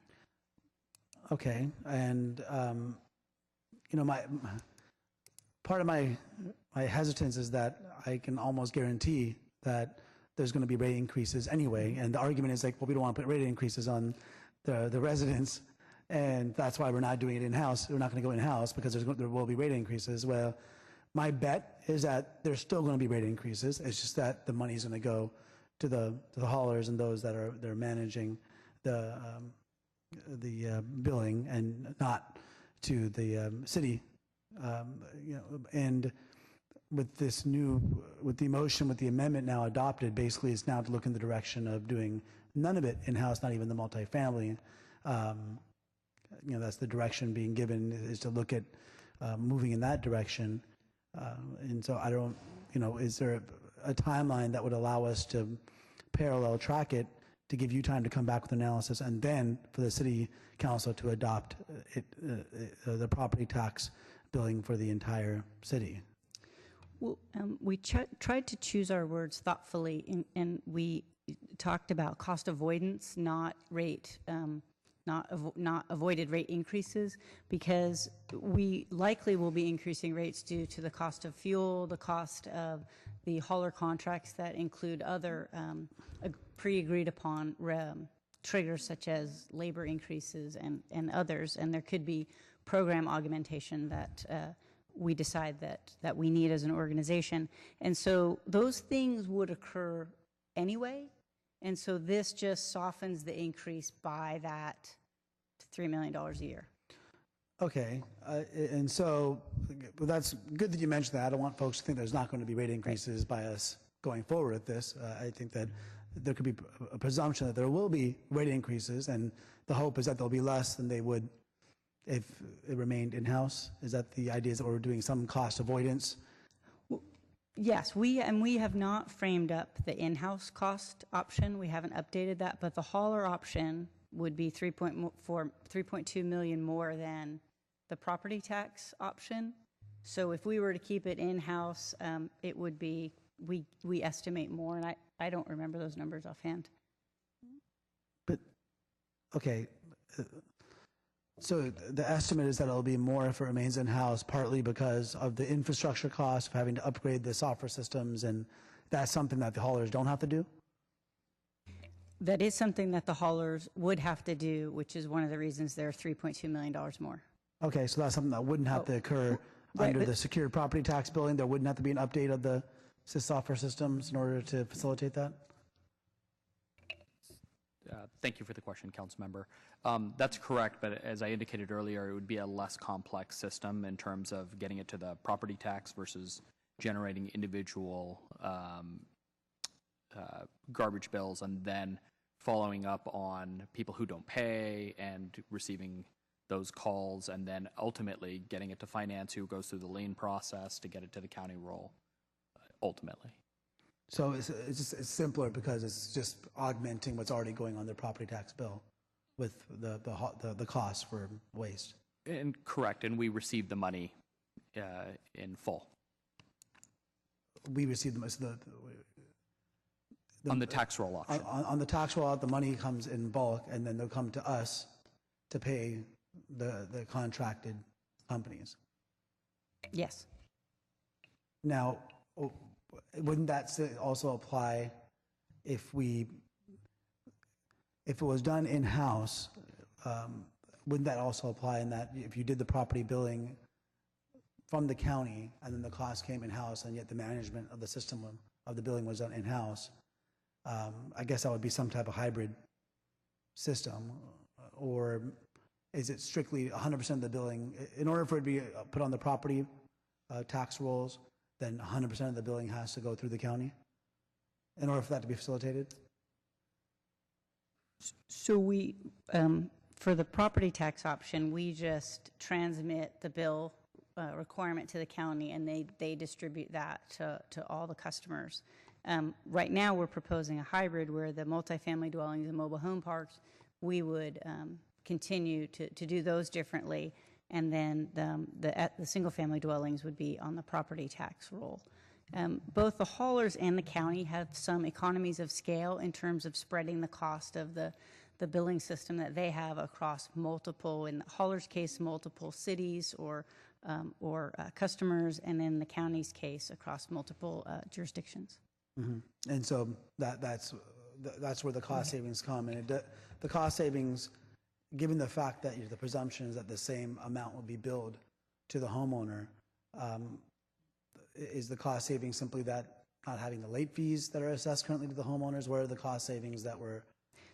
Right now, we estimate that the single-family dwelling 32 cart using today's rates would be $1.20 less a month. $1.20 less a month once this is implemented? Yes. Okay, so in 2015, that other except for other costs that are going to be occurring based on fuel or labor, what have you, if you take those out, there's a presumption that there'll be $1.20 less based upon the economies of scale and going straight to the property tax roll, not billing every month or every other month, but every 6 months and so on. Did you want to add something? Yeah. Oh, yes to that, and then Okay. Julia has. Yeah, and I just want to kind of add like a little bit of clarification to kind of help understand the difference between the garbage and the sewer. Right now, we're proposing on the garbage that we'll call it the bread and butter, single family goes to the property tax bill, and that we individually bill for what we call the more complicated accounts, the multifamily housing and the condos and those kinds of things. Much like the sewer bill, the bread and butter stuff goes to the property tax bill, but we do individual billing for metered accounts because some accounts are metered for sewer. Public property is hand billed because they don't get a property tax. So we already do some individual billing on the sewer and storm side. So this is kind of a parallel that there are some things that just don't quite meet the criteria, but the bulk of it works really well on the property tax, and then we have to take some of it kind of offline and bill individually. So it's kind of the same model, and we expect it would work in much the same way as it does on the sewer side. With the current motion, with the suggestion that we look towards or we look towards putting on the property tax roll also the multifamily housing, would Right. take away the flexibility and the ability to treat those properties differently because of the complexities as well as the bulk billing, having to pay every 6 months. If you have a unit, 300 units, that could be a pretty hefty bill for the property owner, and then they would have to then, figure out a way to transmit that appropriately to the resident. But the fact of the matter is they'll have a bulk payment every 6 months. Maybe I heard the motion incorrectly, but the way I'm interpreting it is we're supposed to come back with an informational memo to explain to you what some of the complexities may or may not be, and then based on that, get further direction on whether to proceed to try to move everybody to the property tax bill or whether we'll have it bifurcated much like we had to do on the sewer side. That's the way I heard the referral. Maybe I heard it incorrectly. But you've already expressed the complexities of doing it in multifamily. I mean, is this going to be more detail or a separate memo with longer memo? It seems like we already understand, or at least you've demonstrated why it's more complicated for multifamily housing. And so the initial request for the amendment was that we just simply throw it all on the property tax roll with the further kind of pull back on that we'll just come back with the info memo as to how we go about doing that, including the complexities. And we'd also like to do a little bit of outreach to those segments because we've only done outreach to the residential property owners. And so, we want to make sure we fully understand. But to your point, we do think we have a good idea of what those complexities are, but I'd like to understand it a little bit more. Okay, thank you. Councilmember Rocha. Thank you, Mayor. And for the record, I didn't raise the issue, my colleagues did, but since we're talking about the in-house model and the comparative, can you refresh my memory of the estimates that we came up with and the cost differential that we're citing as a savings? The IT complex system that we're talking about, given that we didn't do an RFI or an RFP as I suggested or had asked for, we were going based upon your professional judgment or experience at this in identifying what these systems relatively cost, and that's the number we were using? Councilmember, we'll have to get back to you with the exact cost, but we did use a consultant who benchmarked, whose industry practices in implementing such systems, including what we would have gone to and what is available in the marketplace for this type of service. So it wasn't just staff's professional judgment, but also that of a consultant who works in the industry, specifically doing utility-based technology implementations. And how old is our system? When did we go live? 2006. Okay. And so, and again, as you mentioned, you'd have to go back. I wouldn't expect you to remember this off the top of your head, but a new IT system, was it software exclusively? There's software, hardware. Okay. That would require the same amount of staffing? The consultant did benchmark what it would take to implement a new system. With Same staff folks for a new? It's not a direct apples-to-apples comparison, but yes, I mean, he looked at what it would be in today's world, essentially. What's available in the marketplace. There's been a lot of change in the marketplace as it relates to the utilities. And again, I don't want to go down this discussion again, honestly. I just remember quite vividly the last comment from a speaker was one of the haulers, and it stuck with me, and he actually approached me after I didn't approach him, but his words were, no problem, we can take this billing on. And his conversation after was, it's not going to require a significant amount of software upgrade or hardware upgrade. So I remember that and vividly, and walked away from that meeting kind of what I felt at the time, and why I thought an RFI and RFP, while you can look on the website and this is how much the system would cost, when you put it in a bid, folks tend to reduce that. And my expectation was we'd be able to reduce staff if we're getting a new upgraded system. I wasn't suggesting that we'd find major cost savings, but again, this is the debate that I didn't want to bring up. I thought at least exploring that just so we had a true comparison to really know what those costs would be that we could potentially save some dollars. So I'm sorry, you might have something to say. Sorry, I was going to ask Donna to talk a little bit about how the exploratory discussions with the haulers went from, yes, it's no problem to take it on, it doesn't cost that much, to where we are today. Yes, the haulers can take it on. They do billing for other jurisdictions. Some have billing systems in place already. Others would have to implement a billing system to take on the San Jose workload. Another one would have to work on some enhancements to their billing system, I believe. So we did get the costs for those, and they were extremely high compared with the option that we're recommending.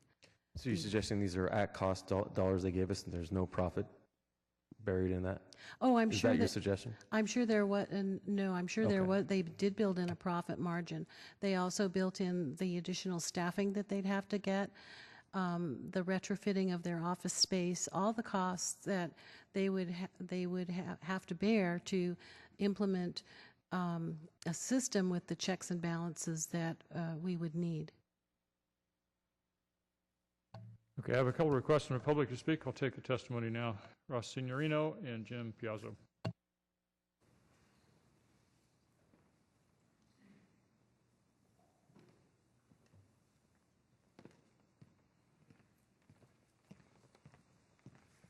Thank you, Mr. Mayor, members of the council. I'm glad that I came here because I was unconfused with this subject before, and you managed to confuse it more for me. And that's not a hard thing to do, but you did manage it. It wasn't too long ago we had this debate about in-house billing. We took it away from the water department, if I'm not mistaken, because they were charging too much. I think it was $3 a mailing or something like that. I remember talking to Frank Fiscalini. He told me it was a lot more, and John DeQuisto, the same thing, a council member, and he said the same thing. It's a lot more than what we think it is. Now, I hear you talking about $1 million here and there, big money. That doesn't mean anything to me. It doesn't mean anything to the ratepayer, because you have to break it down to what it is individually. individually, and you're not doing that. Yes, you should take more time to do this. Yes, again, we're going through the same thing with CAMPOS just said. We have to get some more new software. I thought that was all settled long ago. And here we're talking about people to say that they don't understand. I don't understand it either. How do you expect the ratepayers to understand what you're doing here? We have to get this thing once and for all. I thought in-house would save us a lot of money. Never individually what it was, and never talked about it. It sounded good, and we went along with it. Now we're back to outsourcing it to the county now. Now, what are they going to charge us for each individual mailing of these bills? And like Kava just said here a moment ago, what happens? What do they get? The county gets a lump sum of money all the time. You know your bills. You know what your income is going to be, and you know you're dependent on that to take care of certain things. What do? Borrow that money so you can charge interest, or we can be charged interest on that money that we're borrowing when we should be getting it semi-annual or semi-monthly, and here I'm sure we're going to have to borrow money on that, because I'm sure you don't have it in the bank waiting there to be used. So is it less sorry, your time expensive is to up. go? Yes, Mr. Mayor, thank you very much. I hope you got my message. Jim Piazzo.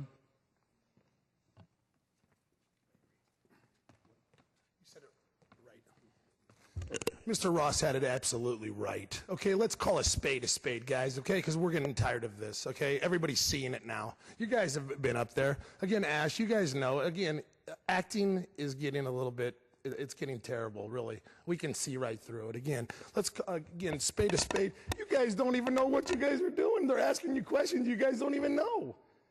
Again, with our money. Again, you guys are so concerned about the ratepayers that we're going to, again, miss out on $2.5 million. They're going to bag that kind of money again. When do we get concerned with, again, the average person, the poor person? Again, you guys always say, I hear Mr. Oliverio says he reads everything. Well, I'm glad you do, Mr. Oliverio, because you know what? I hope you guys have read a lot of these things, because, again, let's go back to how concerned everybody is about how the monopolies are going to get their money. Let's ask a couple of questions about why is there TCE on a piece of property that you're leasing? You're leasing to, again, zero waste, and you have TCE. You have I used to call it a toxic soup, but now I'm going to get really to the education. It's a toxic stew, because you got 20 things. You got arsenic. You go look at these levels that you got on this property, and I'll tell you, again, they're not lying. These are your numbers. So again, when do we say, Mr. Mayor Reed, again, let's call the truth, and let's call this is an ecological disaster waiting to happen. You've already allowed it to happen. I wonder if you guys would let your children or your families go live in the community of Alviso, because why? You might be drinking TCE. And by the way, my family friend was in the massive disaster in Fairchild in the Burnell Road, and they did get $1 million for TCE. She was born without an ear, but to this day, she doesn't have the ear. Go figure. That concludes public testimony. We have a motion on the floor. I'd just like to note, since we've discussed it before, there were some dates, specific dates in the staff report of when the council previously considered narrowing down the range of options. October 16th, 2012, almost a year ago, we approved the staff's strategy to discontinue the in-house service delivery model and continue evaluating the 2 alternative service delivery options. January 13th, or January 15 of this year, 2013, Council approved discontinuing in-house service delivery model for Recycle Plus Billing and Customer Service, and directed staff to continue evaluating 2 alternative service delivery options. So that's why we're not talking about all of that today. We talked about it already. We're down to the 2 options with a recommendation to choose among the 2, and I'm going to support the motion on the floor because it is substantially better for our ratepayers at the lower rates if we do the secured property tax billing, option 2A as it's called. Councilmember Campos. Yes, I again, the way I read this report, it says that you offset the potential increase to ratepayers by $14.40. That's what it says on your report. And that's why I'm very much in support of it. I don't want our ratepayers to have that kind of increase on their billing. And I'm hoping the rest of the city council thinks that way. Councilmember Campos. Thank you, Mayor. I couldn't resist. I'm not going to support the motion for the same reasons that I expressed the last time. You got folks that could barely make their mortgage payments and are struggling to make the tax payments, their biannual tax payments, or their tax payments are attached to the mortgage payments and adding, another amount onto that. People are struggling to make it. I hear from my neighborhood associations. I've got 22 neighborhood associations, and when I talk to them about this, they can't believe this is one other thing that we're going to add, another fee that we're going to add onto their mortgage, knowing that you still have to pay it, but whatever way they're paying it now, they're paying it. Some might be late, some might be on time, but they're paying it. And so I don't think you guys flush this out, and I think that there could be other methods to continue doing it the way that we're doing it in-house, and we haven't looked that far into it. So I will not be supporting the motion. I think the other thing that I did want to mention is that as we go back to the voters to ask for increases in sales tax for vital city services, or if school districts are going back to the voters to ask for parcel taxes to support very vital upgrades to their schools, those get attached to the tax bill. This is just one more thing getting attached to the tax bill that I can't support it. Thank you. All right, we have a motion on the floor. I think we're done with the council discussion. I have no other requests to speak on that motion. All in favor?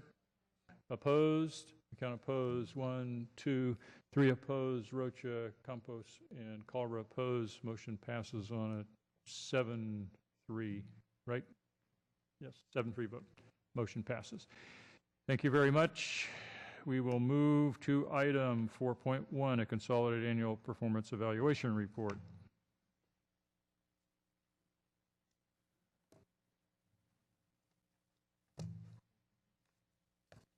Note there's a supplemental memo that came out today summarizing the public comments received for the draft 1213 report.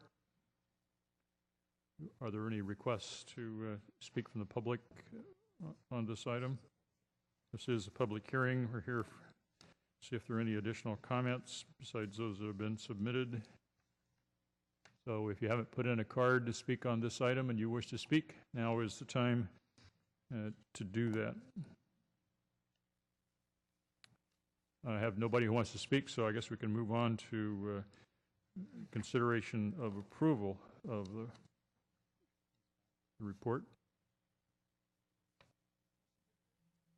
We have a motion to approve the staff recommendation. On the motion, all in favor? Opposed? None opposed. So it's approved. Item 4.2 is a takeover agreement with Liberty Mutual Insurance Company to complete the construction of the Environmental Innovation Center.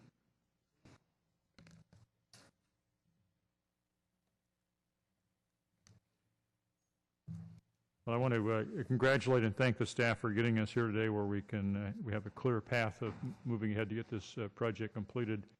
I know it's been difficult due to the problems we had with our contractor, but staff is hung in there and pursued with diligence and persistence. So I'm glad to see that we finally made a deal that we can work with Liberty Mutual to get it done. I'm sure the staff has some additional report. Thank you, Mr. Mayor. Dave Sykes, Director of Public Works. I'm joined by Carrie Romanow, Director of ESD, and Nancy Klein, Deputy Director from Economic Development. No PowerPoint presentation, but did want to make a few comments just for context in terms of the decision that we're asking Council to make today. This process began back in May of 2011 when the Council awarded this project, construction project, to Applegate Johnson. And there's, I think, two things to remember about that and the action that we took on that day. One, we awarded that project to Applegate with reservations. The staff had reservations and the council had reservations. At that time, we had some issues with Applegate's performance on a few other projects, but the problems that we had on those projects was primarily limited to the performance of subcontractors and Applegate's management of those subcontractors. I think the other thing to consider is the funding that we were using. The New Markets Tax Credit funding required that we award the project by June of 2011. So council really wasn't given much of a choice. We didn't have other options available to us, and at that date, we awarded the project to Applegate. Needless to say, the construction did not go smoothly, and on July 3rd of this year, Applegate abandoned the project and soon thereafter filed for bankruptcy. As with all projects, we require performance and payment bonds to ensure that we can complete the project if the contractor is unable to do so. So we quickly engaged Liberty Mutual, the contractor's surety, and demanded that they fulfill their obligation on the project. It's important to note that the way bonds work, at least the bonds that we have on our project, is that Liberty Mutual is obligated to cover the cost of the project, but they're not actually obligated to do the work. In this case, they have offered to complete the project, but at an additional cost to the city of San Jose. Our negotiations with Liberty Mutual have been lengthy and been very difficult, to be quite frank with you. And we are not happy about bringing forward a recommendation where the city is going to contribute more money into this project. But there are a few things to consider about the recommendation today. First of all, we were able to reduce Liberty Mutual's request down $1 million from the original request. Secondly, Liberty Mutual believes, and I think we concur, that there's considerable gap in terms of the cost to complete the project beyond what we have remaining in our construction budget. And so Liberty Mutual is going to be expected to cover that gap beyond our contribution. And so that's part of what they're going to be expected to do. That gap is anywhere from $3 to $4 million that the insurance company is going to have to cover. We do believe it's a better alternative for Liberty Mutual to do the construction on this project. If we were to take that on, we would have to cover that gap up front, and then we would have to seek reimbursement from Liberty Mutual. And I anticipate that would involve considerable negotiations. So it is our preference that the Liberty Mutual does the construction work, and we're not put in that position of having to go forward and try to get the money back from them. And finally, I think also important, we've been able to build into this negotiation some certainty when the project's going to be done, and a penalty if Liberty Mutual is not done on the time frame for the project. That concludes our comments, and we're available for any questions. Staff, could you go over just a little bit about the sort of the total source of funding for this? Because I remember, I hope correctly, $4.5 million that came in through the New Market Tax Credit approach that we took. And it seems to me that even with this extra money that we're putting it in, the total cost to us of the project is a lot less than if we had not gotten the New Market Tax Credits. But I can't do the math in my head.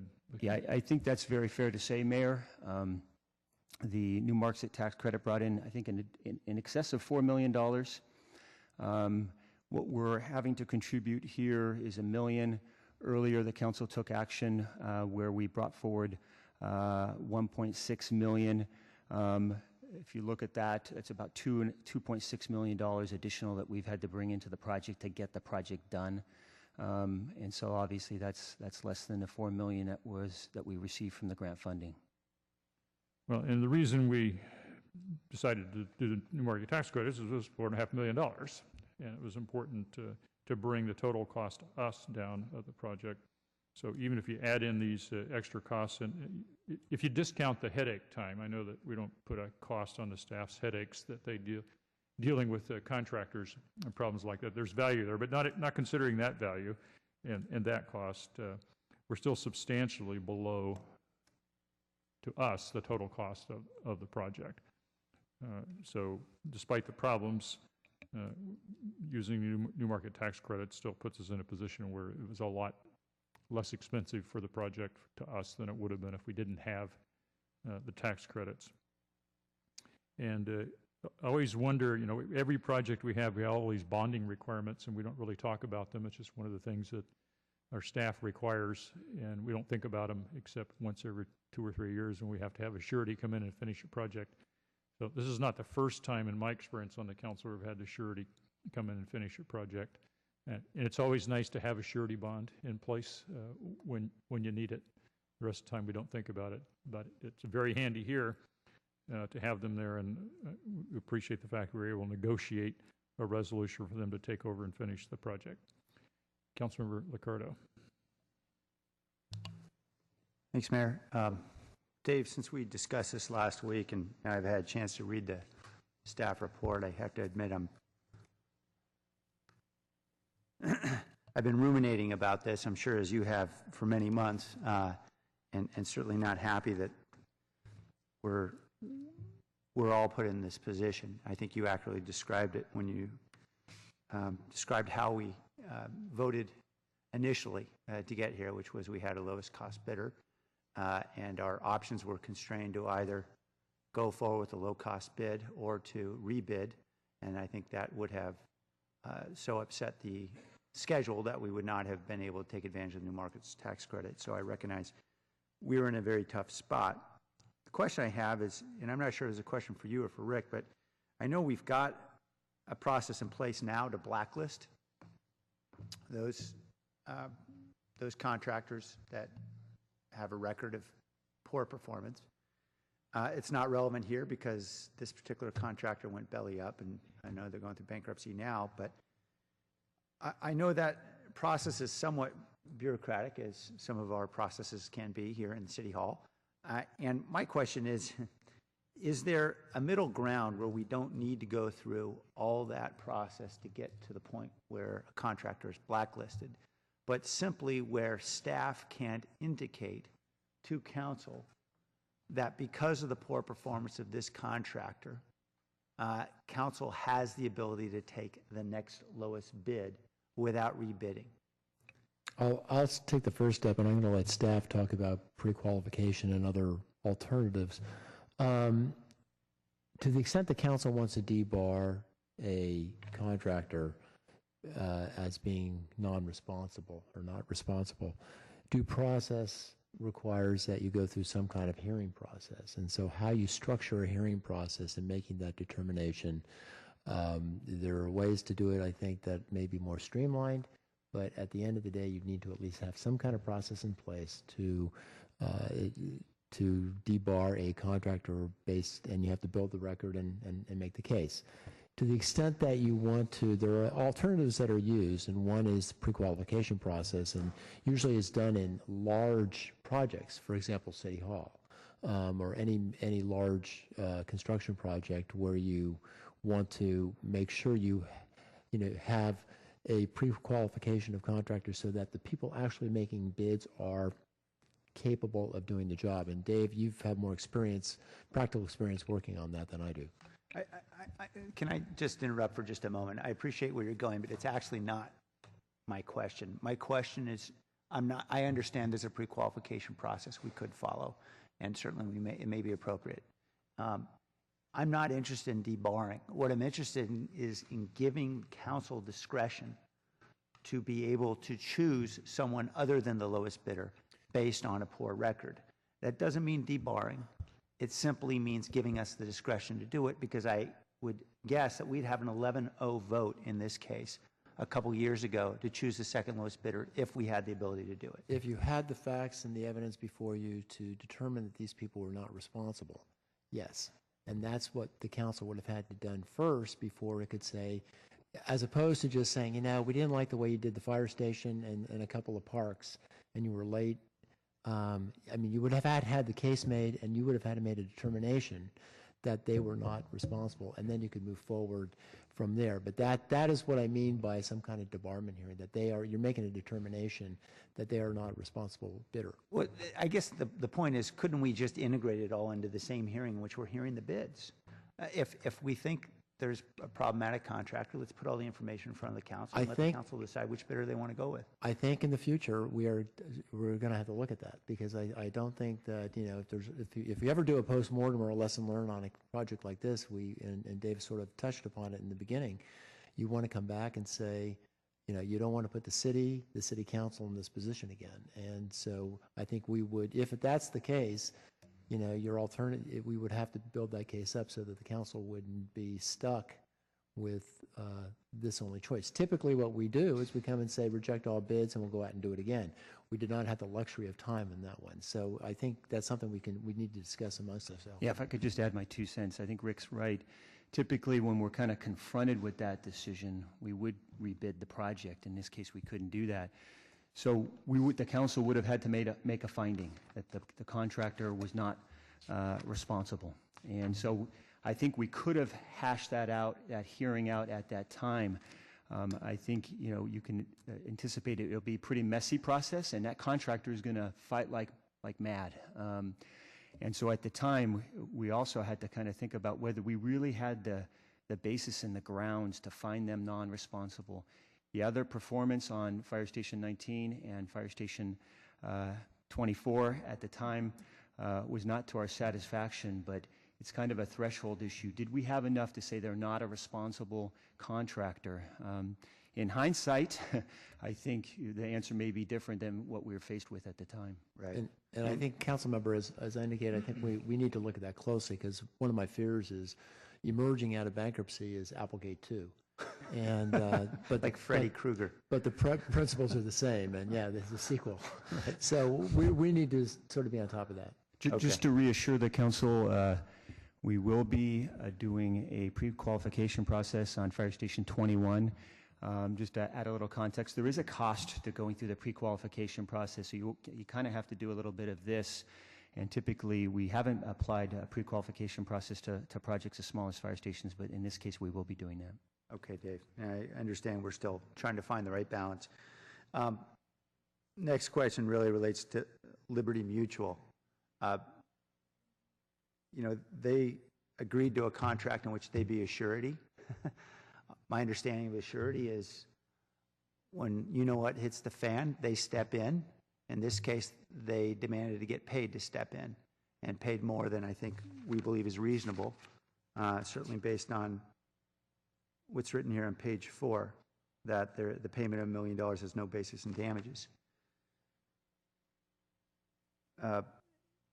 Can we go so far in our process as to tell Liberty Mutual, okay, you drove a hard bargain in this case, one that we don't believe was justified. In the future, any contractor doing business with the city of San Jose better have a surety other than Liberty Mutual, because you won't do business in the city of San Jose again. I'm not sure we have the legal grounds to do that. I think, you know, it's fair to send a message to Liberty Mutual that we're not happy with this outcome. I'll be frank with you. In my discussions with them, I think we fully understood that there was a gap here, a significant gap, and that gap wasn't created by the city, and that gap wasn't created by Liberty Mutual. That gap was created by Applegate Johnson and their mismanagement of the project. I think what we have in front of us here today is we're in essence paying for an option. Liberty Mutual is not obligated to complete the construction of the project. They're obligated to pay for the construction. And so in essence, what we're paying for is for them to get in there right now, get it done with some certainty, and I think to some degree kind of minimizes the city's exposure from the standpoint if we were to complete that project, we would be going back to Liberty Mutual and trying to seek reimbursement, and there's, I would say, a great deal of uncertainty, and to me, it would have put them in the driver's seat. If I can also state that statement about no damages, that's the city's position. But to Liberty Mutual, they think there are significant delay damages, and that would be fought out in court. I think to Dave's point, I think I want to emphasize, this is not a performance bond. It's only, they only have to indemnify us. And to the extent they're stepping up and performing is good. I think in the future, lesson is we're going to make sure our bonds are also performance bonds. So the surety won't just be required to indemnify, but also to complete the project. So essentially, we're paying this additional fee to eliminate any risk that would come down the road from us trying to collect after the fact. Yeah, I don't know about eliminating all risk, but certainly I think we're greatly minimizing it by taking this approach. I could just see us trying to build the project ourselves. I'm sure we'd be able to do that and then get into a war with them over every single cost and whether it was justified or not. And then if they did not approve that cost, then us having to, pursue through legal means to get reimbursement.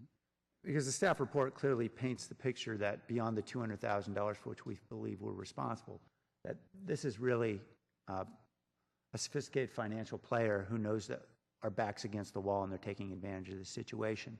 And the problem is the taxpayers, or ratepayers, depending on where the money's coming from, I guess in this case it'd be ratepayers, are paying because our backs are against the wall and they've got us in a tough position. And it seems to me, if we had a very clear statement that in the future contractors who want to go get surety bonds should go get them from somebody else, essentially we'd be debarring Liberty Mutual from contracts in the city of San Jose. Now, we don't have to come to that conclusion. We could take a week, defer this thing, go back to them and say, we're interested in debarring you. Now, how do we want to negotiate? And maybe we'll get a different answer than $1 million. I'd be interested in exploring that at the negotiating table. But it seems to me they're playing a hard line with us, and we should stand up for our ratepayers. I think the answer would be, go ahead, build it yourself, and we'll be the surety, and when you're done, we'll decide how much we're going to pay.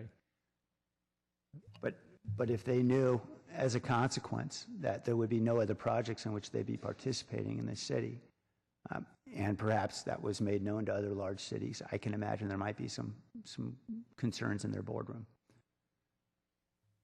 I guess we can look at that. Well, yeah, but I want to look at the issue of when you look at a surety, you look at the financial ability to cover the costs of the project, and in terms of are they qualified. I mean, they're licensed by the state, and I don't know how much ability you have based on a negotiation where they're claiming damages in excess of $2 million and we're claiming $500,000, and we come to $1 million compromise, if that's a basis. I mean, to Dave's point, we can look at it. And I understand that this doesn't sit well. It doesn't sit well with anybody. But that was part of the negotiation. And I don't know if that would change their view other than to say, go ahead, do it, and we'll fight it out at the end, and we'll write a check. So, I mean, this is not a good outcome. You've got a menu of bad choices here, and this, I think, staff has come forward with a proposal that I think sort of mitigates and makes this probably the best solution possible under the circumstances. Councilmember KALRA. And so I understand, and because we were put into somewhat of a corner regarding the new market tax credit, and that all in all we still may be up in terms of the net gain because of the $4.5 million. But I think a better way to look at it is that if we had excluded Applegate Johnson previously, when there was concern regarding the fire station, they wouldn't have been considered at all, and we'd be net $2.7 million at this point. And so I think that's a more appropriate way to look at it. But I do think all in all, at the end of the day, it's correct to say that at least we were not out. We're not net out, and so we will have an environmental innovation center built. And I noticed that in the agreement that's being suggested, that part of the funds, or what's being recommended, is that there be a reduction in some of the costs that are set aside for, please correct me if I'm not reading it correctly, but the $2.3 million to the photovoltaic and the furniture and what have you, but it looks like it's just focusing on the furniture and equipment and so on, that there a reduction in $600,000 from that. Is that where some of the money is going to come from to pay for the $1 million? Councilwoman Nancy Klein, Economic Development. Yes, a reduction in the FF&E for the project, which we believe we can absorb. Okay. Well, what does that mean, practically speaking? Like, I imagine that we weren't being extravagant to begin with, that we were getting what was needed to have a fully functioning building. And so I imagine we're not going to take it out of the putting in a photovoltaic system, considering it's an environmental innovation center, that'd be quite a relevant fixture to have. And so in what manner are we able to absorb that kind of cut? Thank you for the question, Council Member. There are elements which we're able to go through. For example, the FF&E originally included a dynamometer, and we're able to think through other technologies rather than use what is a very... Dynamometer measures force and torque for power motors. We're able to think of other technologies that have become, in the 2-3 years that this has been going on, better suited and less costly. There's a heavy equipment lift that was priced at a larger amount than we're able to hopefully work through private partnerships to get part of that donated, if not all of it donated, or again have lower cost. So there are places that, yes, we're going to have a little bit of a harder time, but because we strongly want to support the project and it's critical that the building get built so the prospect can move in, we're fully supportive of what's being proposed here. And you are quite right, the photovoltaic is fundamental to the project for a number of reasons, so we're going to be moving forward on that. Good. And some of the cost savings, I imagine, even if there wasn't a situation where we had the scramble to find $1 million, could have been implemented anyway. I mean, if in any project in a 2 or 3 year span, if you find a way to do something in a less expensive manner, but yet still produce the same results, you're going to hopefully, I hope, do that and to create more cost savings and the same product. Absolutely, and look for ways to reinvest in technologies that will be much more exciting for other potential users to step in. And so I bring that up because that's even additional cost savings that we're losing out on that we could have had we not been put in this situation. That's correct. Additionally, the fact that Applegate Johnson went into bankruptcy after the council majority voted to eliminate liability that they had towards the fire station, and then subsequently they go bankrupt. Is there anything, and I think I know the answer to this, I just want this on the record, Rick, that legally we can't now go back and say, oh, by the way, let's reopen the fire station exempt, the cost that we basically cleaned the slate for them there.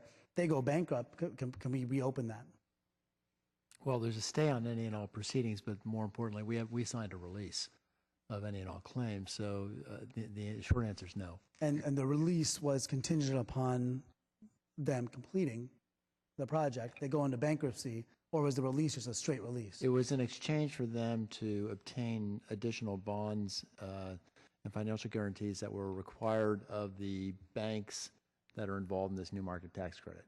I mean, that's what happened. The new market tax credit lenders had requirements that were not traditionally what we do in public works contracts. And so in order to get that financing, we had to get them to agree to that. And I think this point was raised previously when on previous votes when they came before us. But the fact that the timeline was so short that we essentially had the choice of either abandoning the project and the $4.5 million potential tax credit, or going forward with the risk of going forward with Applegate Johnson without having gone through the process of debarring them. Which was certainly encouraged by many of us, and without having the opportunity to go out to another bid. And so we get stuck in this situation.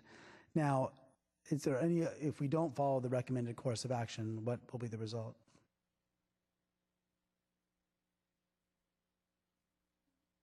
If we don't reach a settlement agreement with Liberty Mutual, I think the alternative would be for us to complete the project ourselves and then seek reimbursement from Liberty Mutual.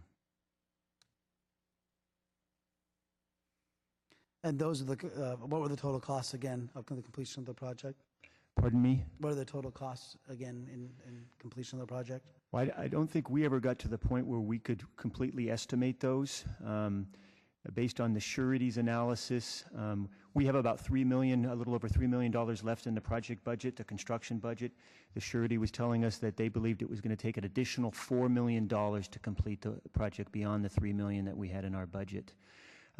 Based on kind of the preliminary analysis we did, we felt that could be in the ballpark, but we hadn't been able to do the analysis that they did to really confirm the number precisely. Isn't the surety, aren't they liable for the completion of the project, given the fact that it was the, aren't they liable for the completion of the project? They are, but this other alternative would require that we fill the gap and then seek reimbursement and go through whatever process that would entail to get that money back from them. As opposed to us, we're essentially paying $1 million for them to do what they're supposed to do anyway. In essence, at least from our perspective. And I believe the bond's an $11 million bond too, so they cover up to that amount. That's correct. Yeah. So then we're paying $1 million for a bond that should be covered, that should cover even the additional expenses to complete this project. Just to not have a battle with them. Well, I think to provide certainty in terms of kind of what the city's cost will be. Also, I think that the Liberty Mutual is in position to start construction immediately. And I think can provide more certainty in terms of completing that project here in the spring time frame.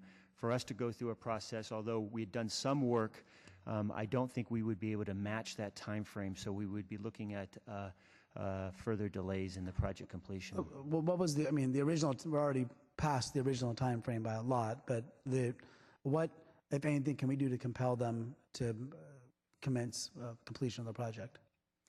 Well, what we have in the draft agreement is a completion date of March 27th, and if they don't complete by that date, we're going to decrease the fee that we pay them. Is there anything legally that we can do to compel them to complete construction of the project without us paying them $1 million? No, I mean, as we mentioned, this is not a performance bond. It's a indemnity bond, and they have an obligation to pay us. The issue would be what ultimately, if you did not go with this proposal today, the staff would have to go and come back with an appropriation for additional money of what it would take to finish the project, and then we'd have to go out and battle it out with Liberty Mutual as to what they owe us at the end when we complete the project. This is really to try to avoid that. It's more than we initially wanted to pay. But it is trying to buy certainty. So, again, it's a compromise because they're saying the delay damages are worth a lot more than the $1 million. But if we were to go forward and complete it on our own, their surety, the amount of the bond would cover any additional costs that are being proposed. It would just be a matter of battling with them to get the money. I think that's a fair assessment. I think what we envisioned is some sort of process with them where we'd have to justify the cost of completing the project. And if we weren't unable to reach an agreement on that, then we would have to pursue a legal process. But what argument, let's say we are able to go and we go able to get a responsible lower bidder that completes the project. And I mean, there's a fixed cost to completing the project. So they would argue then what, that it's actually, it should have been lower than that, or we shouldn't have completed the project? I'm trying to get to. No, they wouldn't argue that. They're arguing that there were hazardous materials that were found on the site that were unknown to Applegate Johnson. They step into the shoes of the contractor vis-a-vis claims. There were hazardous materials found out there that we didn't disclose and that delayed the project a couple of 100 days. I'm just using round numbers. We have offsetting claims in our view, but if this is what has been going back and forth in terms of people pointing fingers at each other. They do have claims that they would assert, and at the end of the day, it would have to play itself out in court. I mean, it does feel like a lot like we're just. I mean, I know that the threat of litigation, the threat of delay, and the threat of us putting up the money beforehand are real concerns, and putting up the money ahead of time is not a threat. That's something we'd actually have to do to complete the project. But the rest seem like legitimate legal threats. But it seems like we're paying $1 million to them to avoid to avoid the potential costs of having to battle this out. But it does seem like we have a pretty good argument, although because we're incorporating, I imagine that, I mean, is the $1 million incorporating the hazardous waste on the site? It settles that. It settles that issue? It settles all those issues. And it moves these people forward to complete the project by March 27th? Yeah, and I think it's important to emphasize the importance of that. We do have tenants that we want to get into the building, and so that factored significantly into our decision-making in terms of what was the appropriate point at which we would agree to a deal with the surety. And if we're still netting, based upon the new market tax, the tax credit, if we're still netting money, why, do we have funds? Can we use those funds to complete the project as opposed to taking money out of the facility, the furniture and equipment? The new market tax credits funding is already factored into our project So it's the budget. additional Right. funding on top of that, Right. based upon the delays and the other costs, some of which were not factored in to the original assumptions. Right, so we don't have the ability to go back to them to request additional funding. Okay, and the point was raised about, seeing if we could do something better than the $1 million. I mean, the $1 million was arrived at based upon a settlement, but is it the actual cost in our estimation of what the city, the delay, the cost of the responsibility the city has on the delay of the project? No, I can't tell you that. That's not my belief. I believe our cost to the project was much less than that. All right, thank you. However, Liberty Mutual disagrees with that assessment. They think it's $2 million. We think it's $200,000. Go to court, you come out somewhere in the middle. Who knows? The settlement is somewhere in the middle and allows us to get the project done more quickly. One other thing in terms of the FF&E and the issue, Councilmember Culler, that you're raising about, well, aren't those things important? And some of them are important, but that's not necessarily the only source of funding. Staff has had a lot of success with generating interest for sponsorships and partners that want to be in the project. So to the extent some of those things that we might have to give up here are important, there are other ways of perhaps funding them and getting them into the project. So it's not really the end of the process. I would hope so, Mayor, but those are things the staff would be doing anyway. Those sponsorships, I imagine that they weren't going to just sit on the laurels. I mean, those are all costs, but your point is well taken. Yeah, so we're not necessarily giving up on everything finally. Councilmember Herrera. Yeah, I think this has been a saga and a long saga, and a lot of negative stuff has happened. But I think we could make it worse by not completing it by March 27th. And so I think now we have a chance to pick a solution that we fought the good fight there, trying to get at the lowest end of the argument on costs that city contributed to. We know we did contribute some because of situations that we had, but I think this is a reasonable solution to it. And so I'm definitely going to support the staff's recommendation. I think staff's done a really good job in trying to walk through this and get to a reasonable solution. I had a question, though, on looking back at the very beginning of this in terms of the low bids. I mean, I think we can look at the backdrop of this in a bad economic situation. We had a bunch of vendors, and Applegate, of course, was definitely, everyone was concerned, or many people up here were very concerned about them because of their history on other projects. But that being said, though, all of these bidders were extremely low at that time, and theirs was absolutely the lowest. But my concern is that if we see, how low can someone bid and we take it seriously? Is there some point at which we say, you know what, we know they can't complete the project, and they're just, and in a bad economic situation, hopefully we don't have one that, I hope while I'm on council I never see that again, but, we see these ebbs and flows of the economy, and we know that people in fighting for jobs will sometimes reduce what they're bidding on to try to get the job, just to keep their employees working, even though they know they're not going to make any money at it. I'm concerned that, because we have to take the low bid, right? That's why we couldn't go to the second bidder, which I agree with Councilmember Liccardo. You'd have 11-0 vote to not do Applegate Johnson, but pick somebody different. I'm sure you would have. I would have voted that way. What can we do, though, about this low bid? What is too low? Can we, is that factored into when you guys make those decisions? Because maybe we should have really looked at that whole process. Well, I think it is. We have been through some interesting times. A few years before we took these bids, we were seeing unprecedented escalation.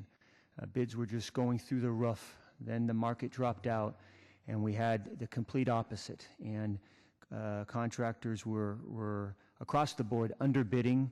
I don't know if we coined the phrase, but they were below market rate bids. That's what we were seeing. Extremely competitive. Contractors were bidding jobs just to get the work, to keep their workers working.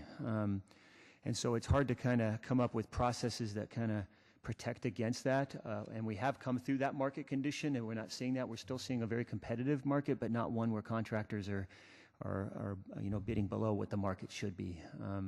But it's difficult to kind of come up with a process that would protect against that scenario. So that's what I'm wondering in terms of what, again, Councilmember LICCARDO was trying to say, couldn't we go to that second bidder? And I understand we have to then come back with a non-responsive bid, but couldn't we just on the space of the amount make a judgment that this does not cover the cost, that this is so low that this is non-responsive? Can we create that as part of the process? I think we'd still have to go through the process of making a finding that the contractor wasn't responsible. You kind of have it's to... math. I mean, if they can't do it for that, if it's impossible, we know that's going to be a problem. The other perspective to put on this, though, is at the end of the day, as difficult as this has been, we're going to get a project, even with the additional investment, at much less expensively than we could today, much less. Because the market conditions drove those costs down. Yes, we're adding more money, but we are going to end up, I'm convinced of it, of a really good project at a cost that we couldn't replicate today. You know what, Dave, I totally agree with you, and I think we're getting a good outcome. I guess my concern is that we've had the amount of brain damage and everything else, and certainly the road that you've all had to walk getting through this. And I'm just thinking if there's some easy way to just say, you know what, you guys are just so low, because that you can disqualify them. It's just another question to ask, looking at lessons we've learned. Yeah, because I think you've done a tremendous job. And if you even look at, the cost, even when you add the extra costs, we're probably where we should have been in an original bid with a bidder. It should have been a couple million more, another million more, maybe. That's where the bid should have been in the first place. Not that I think we should have given it to Applegate under any circumstance, but the numbers don't lie, I think, and we can see that the thing was way under what it should have been. Yeah, thank you. Thanks. All right, I think we've talked ourselves out on this. I don't think there's a motion on the floor yet. We need a motion. We have a motion to approve the staff recommendation. On the motion, all in favor? Opposed? I count 1, 2, 3, 4 opposed. That would be LICCARDO, CAMPOS, Chu, and Oliverio opposed. That's 4. We got a couple of people out of the room. So, Councilmember KALRA, how do you vote on that one? No. No? So the motion fails on a 5-5 vote. The way I counted. Councilmember LICCARDO? Mayor, could I put another motion on the floor? Yep, that one failed. That we continue this hearing for 1 week, ask staff to go back to the surety, indicate council's concerns, or at least one council member's concerns. I don't know if I can speak for anyone else, but about finding ways to ensure that contractors with this surety do not continue to do business in the city of San Jose. Understand whether or not that alters the negotiation in any way, and then return to council with whatever recommendation the staff might bring. Councilmember, I just want to note that they're licensed by the state, and I don't think we have the ability to do that if they are eligible under the state law. We have also, and I'll let Public Works speak to this, but I'm informed that there was a project out in the Montague where Liberty took it over, and we had a very good experience with them. So this is maybe better for a closed session discussion, but I don't want to, I'm trying to manage expectations here, so what can we do practically and legally? I understand, Rick. My understanding is we have RFPs that are pretty detailed. It seems to me there's language we can put in an RFP that we don't have to settle now or anytime in the next week. I think I'm just asking staff can convey that to Liberty Mutual and in return, Remember, perhaps it's the same recommendation. This is a bidding process, not an RFP process typically. So the bid specs require eligible bonding companies, and I'm just want to make sure that people understand that. I don't want to think that you can maybe do something that you really can't do. I understand. But the point of this is a negotiation we're having right now with Liberty Mutual, not about creating policy. I understand your concern. That would be the motion. Motion fails for lack of a second. Repeat the motion. We have a question. Repeat the motion. Sure. The motion is to ask staff to return to negotiate with Liberty Mutual to convey concerns about whether or not we would continue to regard bids from contractors that rely on Liberty Mutual as a surety, and then return to council with a recommendation that results from whatever outcome there might be from the ensuing negotiation.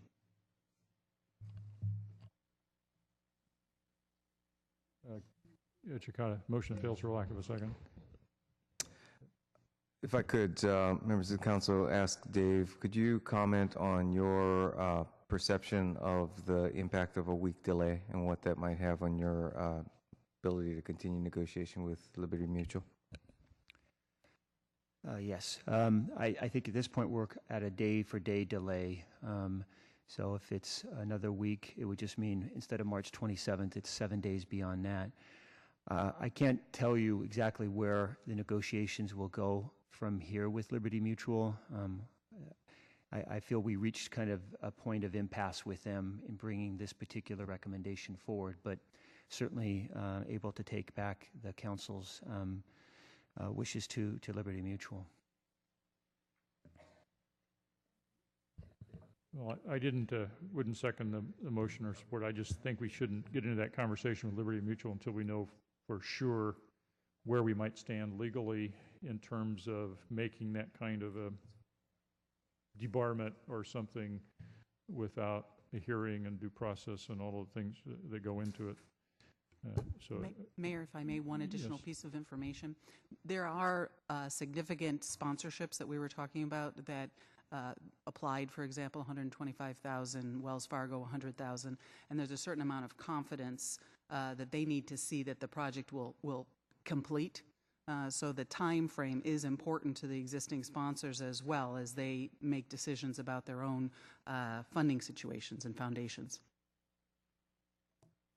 Well, I think if we don't move ahead with this, the whole thing's going to crater, and then we'll have years of trying to put back the pieces together because of we'll finish the project at some point for a lot more money, probably millions of dollars more, and then we can spend some time litigating with the surety. If I can ask, Dave, do you have an estimate of if we had to do Plan B and the city came and finished the project and then we went out to surety, do you know how much you would have to seek an additional appropriation from the city council?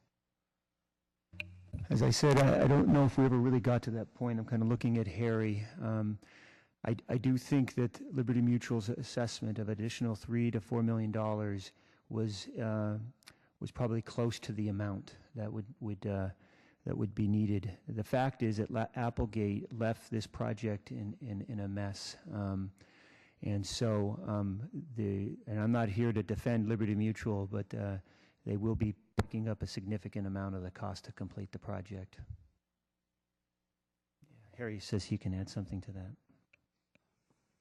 Honorable Mayor, members of City Council, Harry Freitas, Assistant Director of Public Works. I think one of the factors that led us to make this recommendation was the condition that Applegate left the subcontractors in on this project. Most of the subcontractors are owed a tremendous amount of money. And there's demands on both bonds on the project. There's a demand being placed on the payment bond directly to Liberty Mutual by the subcontractors. Most of the subcontractors aren't currently whole. And the way the surety structured their performance bond with Applegate Johnston allowed the surety to immediately assign the existing subcontractors to them, which means that Liberty Mutual, when they start, and if they start in literally a week, all of the subcontractors that are capable of performing, and Liberty has done that assessment, would immediately be re-engaged on the project, meaning the work that they've done would still have some certainty as to the warranty because it wouldn't be performed by a secondary subcontractor. The materials that we've already paid for in accordance with our specifications would arrive at the job. So the complexities associated with repackaging and potentially hard bidding a partially completed job, I think runs into significantly more than the $3.5 million that Liberty thinks it's going to have to pay. I think, conservatively, it might be twice that for the city to have to repackage this project and engage new subcontractors in a hard bid type environment. So that's what we've come to the conclusion as far as a lot of thinking on this project. I appreciate Harry brought up an important thing that I hadn't really considered, and that is that for us to finish the project, we would not, and most likely, be able to engage the current subs, so we'd be getting other subs. And so I can't stress any more than saying that there would be a great deal more uncertainty with our ability to complete the project in a timely fashion. Councilor Rocha. Thank you, Mayor. Unless there's an alternative sentiment or motion on the table, I'd like to recommend deferral for a week till we have a full council.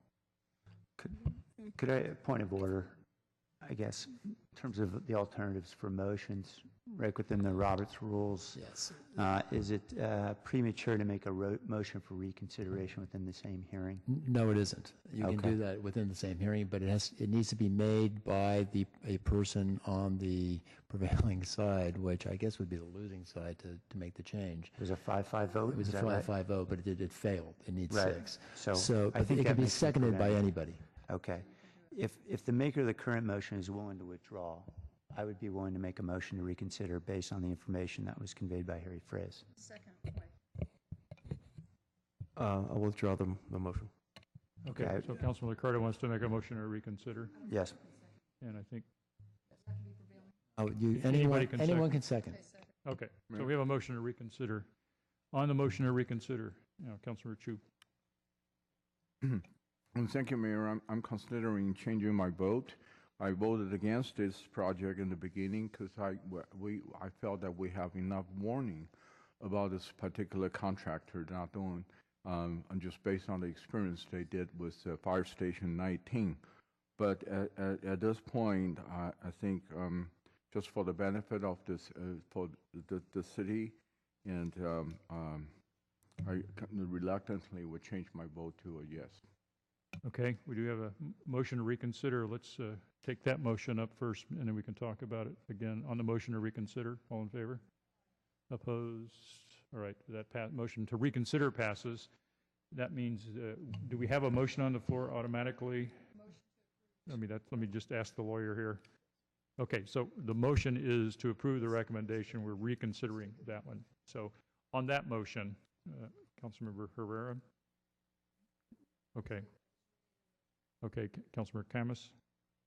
Yeah, I really feel for all the city council members who've gone through this process. I know I wasn't here to vote for it, and I have a real distaste of what happened. You can watch the tapes if you really want.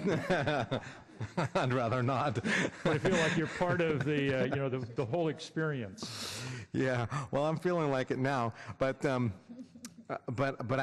think that we're not punishing Applegate Johnson by not voting for this. We're actually punishing our city and our own budget if we don't vote for it. And that's, I hate voting for it too. Believe me, I don't like to see our taxpayer money wasted. However, I see a rock in a hard place here, and I don't see a good outcome if we don't vote for it. That's why I want to be clear. I'm voting for it not because I like Applegate Johnson, or that I think Liberty Mutual is 100% in the right here. I just think that not doing something is worse than voting for it, and that's why I'm voting for it. Councilor Herrera. As I said before, we can make it worse by not making this happen on March 27th. And we've already heard the case that Harry Freitas made, that they can use the subs, that it's substantially going to be less if we go through the process that staff has negotiated. So again, please vote yes. KALRA. Thank you, Mayor. I would love to see this open on March 27th. I would have loved to have seen it open much sooner than that. And I think that I would hope that we would want to, I understand the issue of going out to complete rebid and the cost that would incur. And I know that there's already been costs made, and I'm not going to pretend that a no vote necessarily puts us in a better position if we don't go forward.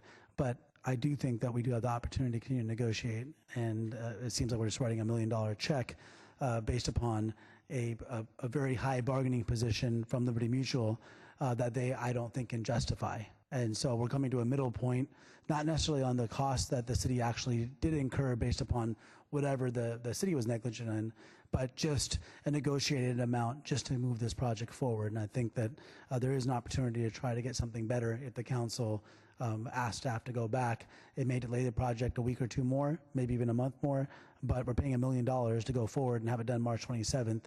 If we can save money and have a delay of anywhere from even 2 to 4 weeks by letting Liberty Mutual know that we don't believe $1 million is our liability or even a reasonable settlement, but that you know, we're willing to come to some compromise if it's reasonable, and I don't believe $1 million is reasonable. Well, a reminder of something that John F. Kennedy said, and if it wasn't John F. Kennedy, it was probably Carl Gardino, that governing is choosing between bad and worse. And so I think that's what we're having to do here this afternoon. Councilmember Chu. Thank you, Mayor. I guess this is to the staff. Is it, if we postpone it for another 4 weeks, is there a chance that we'll be able to get a better deal? Or how long we've been negotiated with the Liberty Mutual? As I mentioned, the negotiations with them were intense. And I can't say for certain, and I certainly respect and understand the council's displeasure with this recommendation. But if I thought we could get a better deal out of Liberty Mutual, I don't think we would have brought this deal forward. A 4 weeks of delay, would it jeopardize the time for completion in March? I think it would. You know, we have looked at their schedule, and it's a reasonable construction schedule. It's a real construction schedule, unlike what Applegate was using. You know, Nancy could tell you more about the impacts to our tenants, but I think at this point there's not much we can squeeze out of the schedule of the project. Okay, thank you. All right, I think we're ready to vote on the motion as reconsidered, which was to approve the staff recommendation. On that motion, all in favor? Opposed? I count 1, 2, 3 opposed. KALRA, PIERLUIGI, OLIVERIO, and CAMPOS opposed. So that gives us 7, and counting all the chairs, 7 in favor. Motion passes on a 7-3 vote. Good luck, staff. Think of all those projects that went nice and smooth and easy. You got to average it out with some hard ones. All right, we're going to turn now to item 7.1, agreement with MWH Americas, Inc. for program management consultant services for the San Jose Santa Clara Regional Wastewater Facility Capital Improvement Program. We'll have a staff presentation. Before we get to that, I just wanted to draw the council's attention to a memorandum that I signed today that has been circulated, reflecting the discussion at the Treatment Plant Advisory Council meeting this week. We spent a lot of time discussing this item with a staff presentation discussion, and the Treatment Plant Advisory Committee, which consists of representatives from not just San Jose, Milpitas, and Santa Clara, but all the tributaries. So the advisory committee has recommended that we approve the master services agreement, and all of the staff recommendations with the exception of one.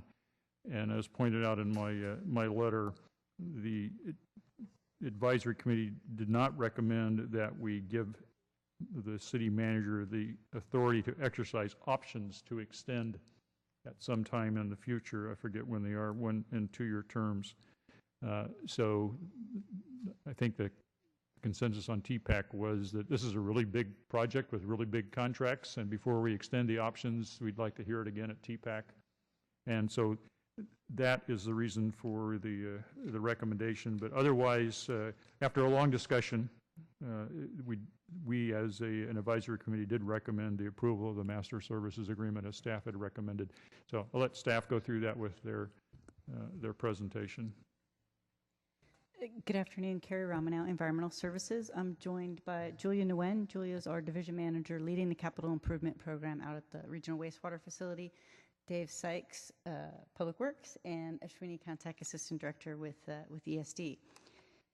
Shifting gears from EIC, from a project that we're looking backwards at, to really moving towards a project where we're positioning for success, and we're starting out really trying to build a very strong foundation and a strong team and ensure that we have a very different outcome from that project. With that, I'll turn it over to Ashwini to talk about this particular item. Thank you, Kay. Good afternoon, Mayor and Council. Before we cover the specifics on the agreement, we just wanted to spend a few minutes outlining the context for program management services at the regional wastewater facility. The approved 5-year CIP is at a little over $725 million, and just for this fiscal year, it's more than double any prior adopted CIPs. And the CIP staffing levels have stayed fairly flat in recent years. We actually have a high vacancy rate at 27%, and the number of staff, which includes ESD and public works staff, is approximately at the same level of staffing when we had a significantly smaller CIP. And so you can see how we are looking to supplement our resources. Dave's going to talk a little bit about program management in general, and then I'll talk more about the specifics of the agreement. Yeah, thanks, Ashwini. I did want to spend a minute talking about why we need program management services. It's a significant investment. It's kind of important to kind of go through some of those steps. I think Ashwini hit the first point in the main driver. The program is much bigger, and we don't have the in-house resources to deliver this program, so we need to augment and supplement our in-house resources. We also don't have all the expertise we need. We need additional expertise and specialty expertise to be able to do the complexity of work that we envision out at the plant.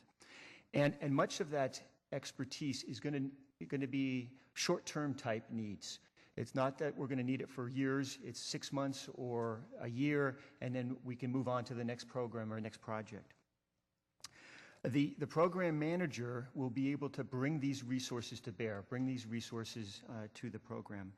I think the other important thing to hit on is the fact that on a program like this, it's very important that you go through a validation process, and the program manager will help lead that process. The program validation kind of revisits all the assumptions that have been made to date, and the outcome of that are real projects with budgets and schedules. We went through a similar process with the airport program, and although I can't promise the same exact results, that validation process resulted in significantly less cost and a much smaller program that ultimately we viewed as very successful in terms of the project. This validation process will be an intense process, 120 days, so hopefully will be done by February. Staff, consultants, as I said, going through and revisiting all the assumptions that we've made to date.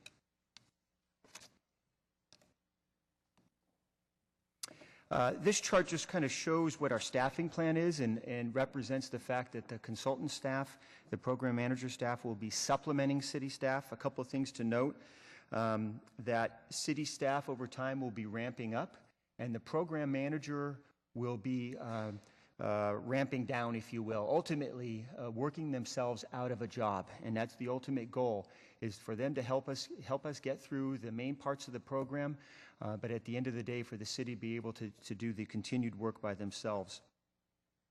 It also demonstrates the fact that we expect to have kind of peaks and valleys to the workload, and hiring staff to manage work that has that type of peaks and valleys is not really a practical approach to staffing a program like this.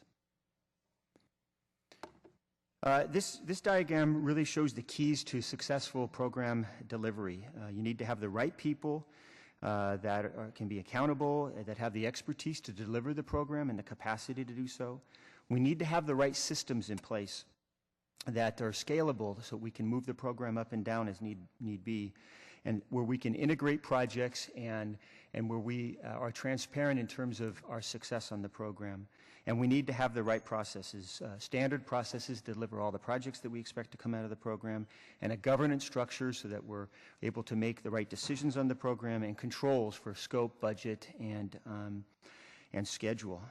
On most capital programs in the city does this work ourselves. We have the capacity to do that. But on this program, like at the airport, and the complexity of this program, we don't have that capacity, and we need the help.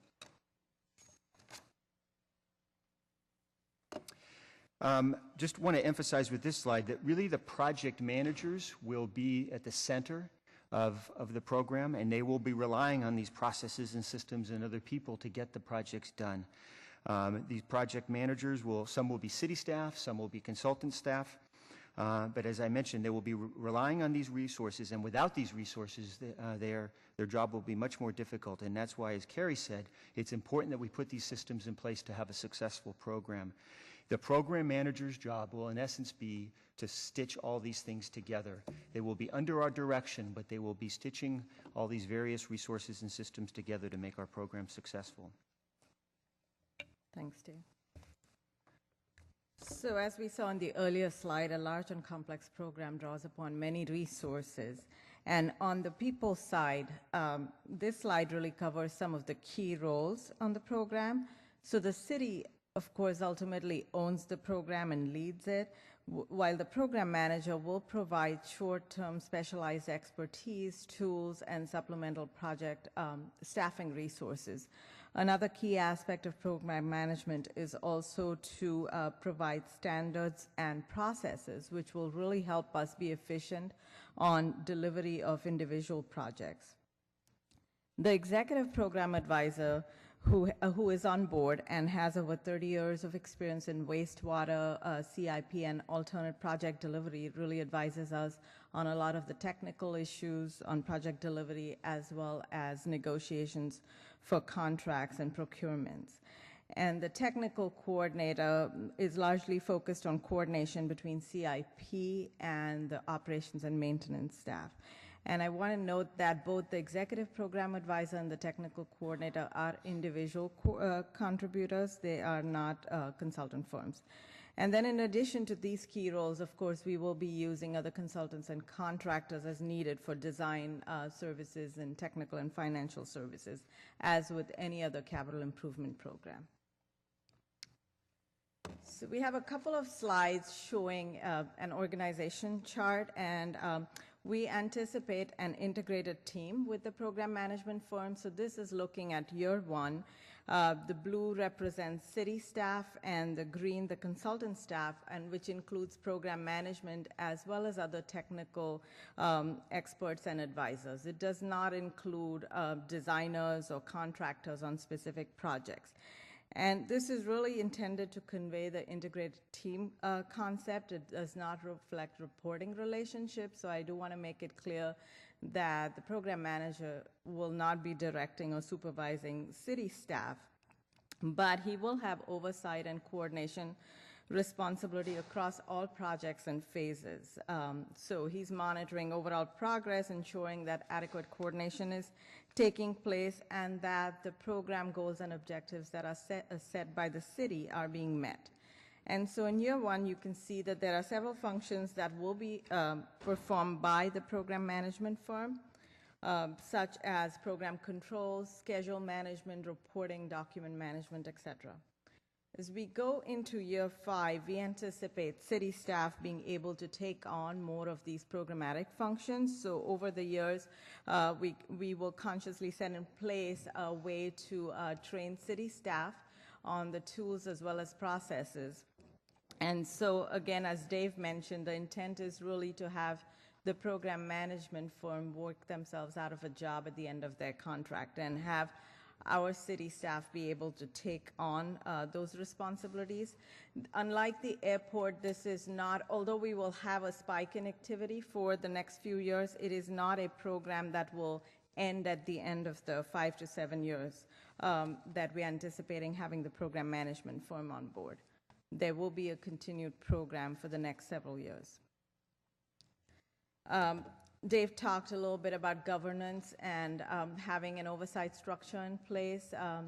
We, of course, have City Council, the City Manager reporting to City Council, as well as TPAC advising the City Council.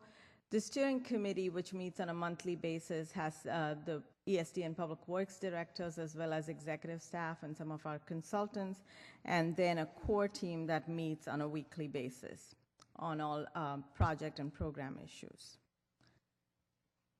In terms of outreach and procurement on this particular agreement, we had reached out to the industry in November of 2012 to discuss program elements as well as all upcoming procurements, and we had over 100 people attend that event.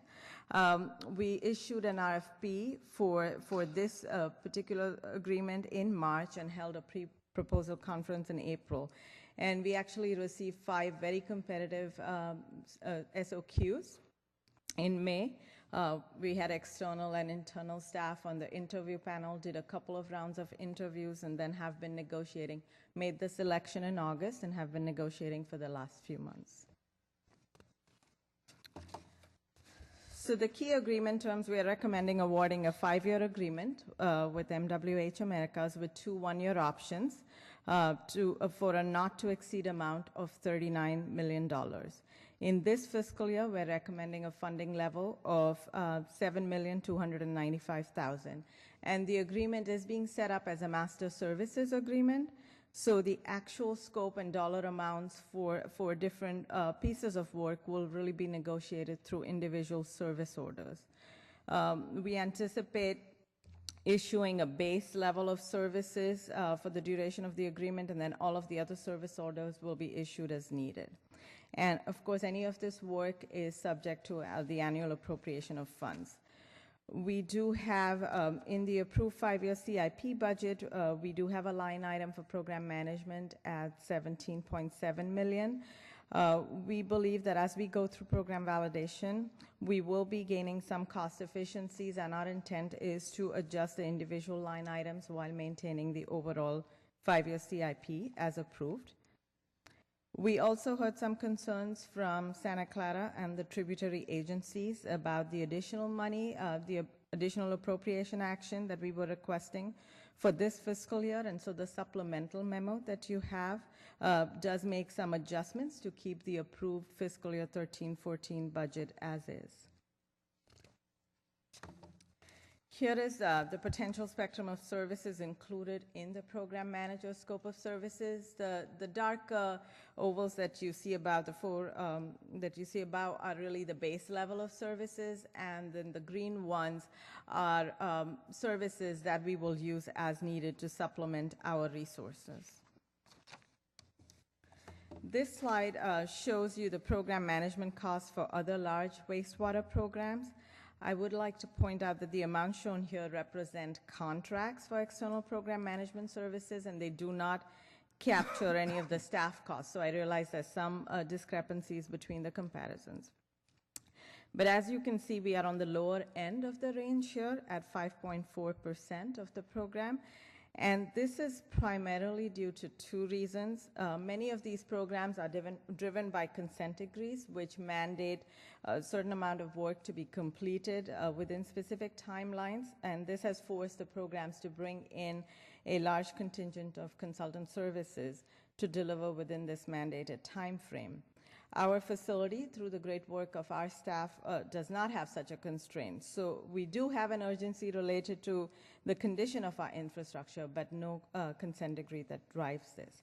We are also uniquely positioned, as Dave mentioned, because we do have in-house staff experience in capital project delivery, and this allows us to use a truly integrated team approach with a mix of in-house staff and consultants. So we are very much aware that we are embarking on a large effort that is of significant importance to the city and to the entire community. We take our role as stewards of ratepayer funds very seriously and want to ensure that we're very visible in terms of progress as well as expenditures. So this slide shows you all the touch points in terms of reporting on this program. We will share monthly program reports on the program itself, and then quarterly progress reports on MWH's performance with TPAC. We'll also present the semi-annual reports, which we're already doing to T&E and Council. And in addition, we will have dashboard reports as well as website updates available to the community to keep them apprised of our progress. So finally, in conclusion, I do want to clarify a little bit on the recommendations. So as the mayor mentioned, we have three staff recommendations, and TPAC approved recommendation A and C, and did not approve recommendation B, which was for the 2 one-year term extensions. On recommendation C, I did want to point out that, again, as I mentioned, we heard some concerns about keeping this fiscal year's budget as approved, and so we made some adjustments. Instead of taking money from ending fund balance, we took them from 2 CIP projects, and the supplemental memo was issued this morning. Although we didn't have the memo prior to the TPAC meeting, we did share this information with the committee verbally, and they did move to approve the recommendations. I just did want to make that clarification. And that actually concludes our presentation, so we're available for questions. Thank you. Vice Mayor Nguyen. Thank you. Thank you very much, staff, for the presentation. This is the second time that I heard this presentation, the first being at the TPAC meeting. So I'd like to make a motion that is consistent with the TPAC's recommendation, and that is to approve item A and C in the staff memo, supplemental memo dated September 13, 2013. All right, we have a motion to approve recommendations A and C, leaving out the authorization to do the extensions. Councilmember Chu. Thank you, Mayor. This is the third time I heard the presentation, and probably the third time I ask you the same question. Can I get back to the organization chart? I really like the organization chart. Remember, just a couple council meeting ago that I requested to see the organization chart of all the contracts and services, and I think this is really what I'm looking for. Okay, this one is fine. What was the total? About $39 million, was just pretty much spent on the program manager. That one box, right? I mean, there will be additional expenses for packaging one and what the power project manager, so on and so forth. $39 million just for that one single box. Thank you, council members. So the one single box that you see up there, that is one individual, the program manager. A lot of the green that you see on the sort of right side of the slide is all part of this agreement. So when you look at program controls manager, schedule management, reporting, document management, all of that's part of this $39 million. I'm sorry, I missed it. What part is also included? Like I see the program manager, that little box there, and the planning manager? Yeah, so actually, maybe easier to look at the technical director and the ones below it. Those are the only ones not included in the program manager agreement, and then the technical coordinator and the executive program advisor. Those are the only ones not included. Okay, and so the technical director or whatever underneath it, plus the technical coordinator and executive program advisors are not included. Everything else under the program manager, they are included in the $39 million. That's correct. Okay, good. Thank you. Any estimate of what the technical director and the other 1, 2, 4, 5, 6, 7 boxes will add up to? The technical coordinator and the executive program advisor we actually already have on board, and we have amounts for those agreements. On the technical director and the experts, we don't have, I mean, we'd have an estimate, but we don't have a really good idea of exactly how much. We haven't quite shaped that procurement yet. Okay. And how much are we paying for the technical director? Is that a 5-year contract? The technical director is not on board yet. Oh, I'm it's the sorry. technical coordinator and Julia. I'm do you sorry, have- technical coordinators. The contract for the technical coordinator is $175,000, and that's for a 1-year term. Okay, thank you very much. Councilmember Herrera? Yeah, I just had one question. I thought I heard you say that it's $39 million in this project that we're approving, but that the CIP budget has a different number for project management. It's lesser, and that this would be reconciled somehow. Could you repeat that? Or? That's right. So when we were putting the 5-year CIP budget, we had not started this procurement. We hadn't really looked in detail. We hadn't benchmarked at that point in terms of what the services could cost. We hadn't really scoped it out. So we had put in that was the first year we put in a placeholder line item to recognize that there will be program management costs, and had kind of basically done a placeholder with the acknowledgement that we would have to modify that once we actually did the procurement. What we're hoping to do is, because a lot of the projects in the CIP that have come from the draft master plan are very high-level estimates. So with the program validation work, we're really hoping to gain some efficiencies and then make those adjustments so that we do not have to increase the 5-year CIP. And that's our intent. And what was that number? What was your placeholder number? I'm just It was 17.7 million. Okay. And that did include a few other costs related to program management, but again, it was just an estimate that we knew there would be sort of not just project costs, but costs related to the overall program. So are you thinking, though, that the $39 million will decrease as we go on, or did I misunderstand what you were saying there? No, so the $39 million, again... I know that we're budgeting for that. That is the contract. Do we think that's pretty realistic then, that that's what we're going to use? Yes. Or is it going to be less? There's going to be a change in so at this time, based on the scope that we've discussed and the level of service we would want from the program management firm, that's what we've arrived at. That's the number we've arrived at. So that is the realistic number? Right, okay. Right. Great, thank you. And I would add that the number we're trying to decrease is the $725 million. Yeah, we have a lot of numbers, and they're all big, it seems. Councilmember KALRA. Thank you, Mayor. And I'd carry on the recommendation B. You indicated that TPAC did not support that recommendation? Yes. And what was the reasoning for that? They would like us to work within the $39 million and finish the work in 5 years. Okay. And so they wanted... I think Ed has something to add. Yeah. Ed Chicado's good. Perhaps I could add, as council member, I'm also a member of TPAC, as it happens. And I believe part of our discussion was to have the options come back to TPAC for further discussion rather than delegating that execution authority to city manager. Did you agree with the majority of TPAC? I did. So you agreed with the TPAC that the city manager should not have... Okay, that's interesting. No, I actually respect that. That's quite a paradox. Thank you. We all wear different hats, and I appreciate the fact that you can put on that different hat and evaluate it objectively. I respect that. And that also means it would come back to the council as well No, as sure. It'll come back to the city council, but not back to TPAC. Okay.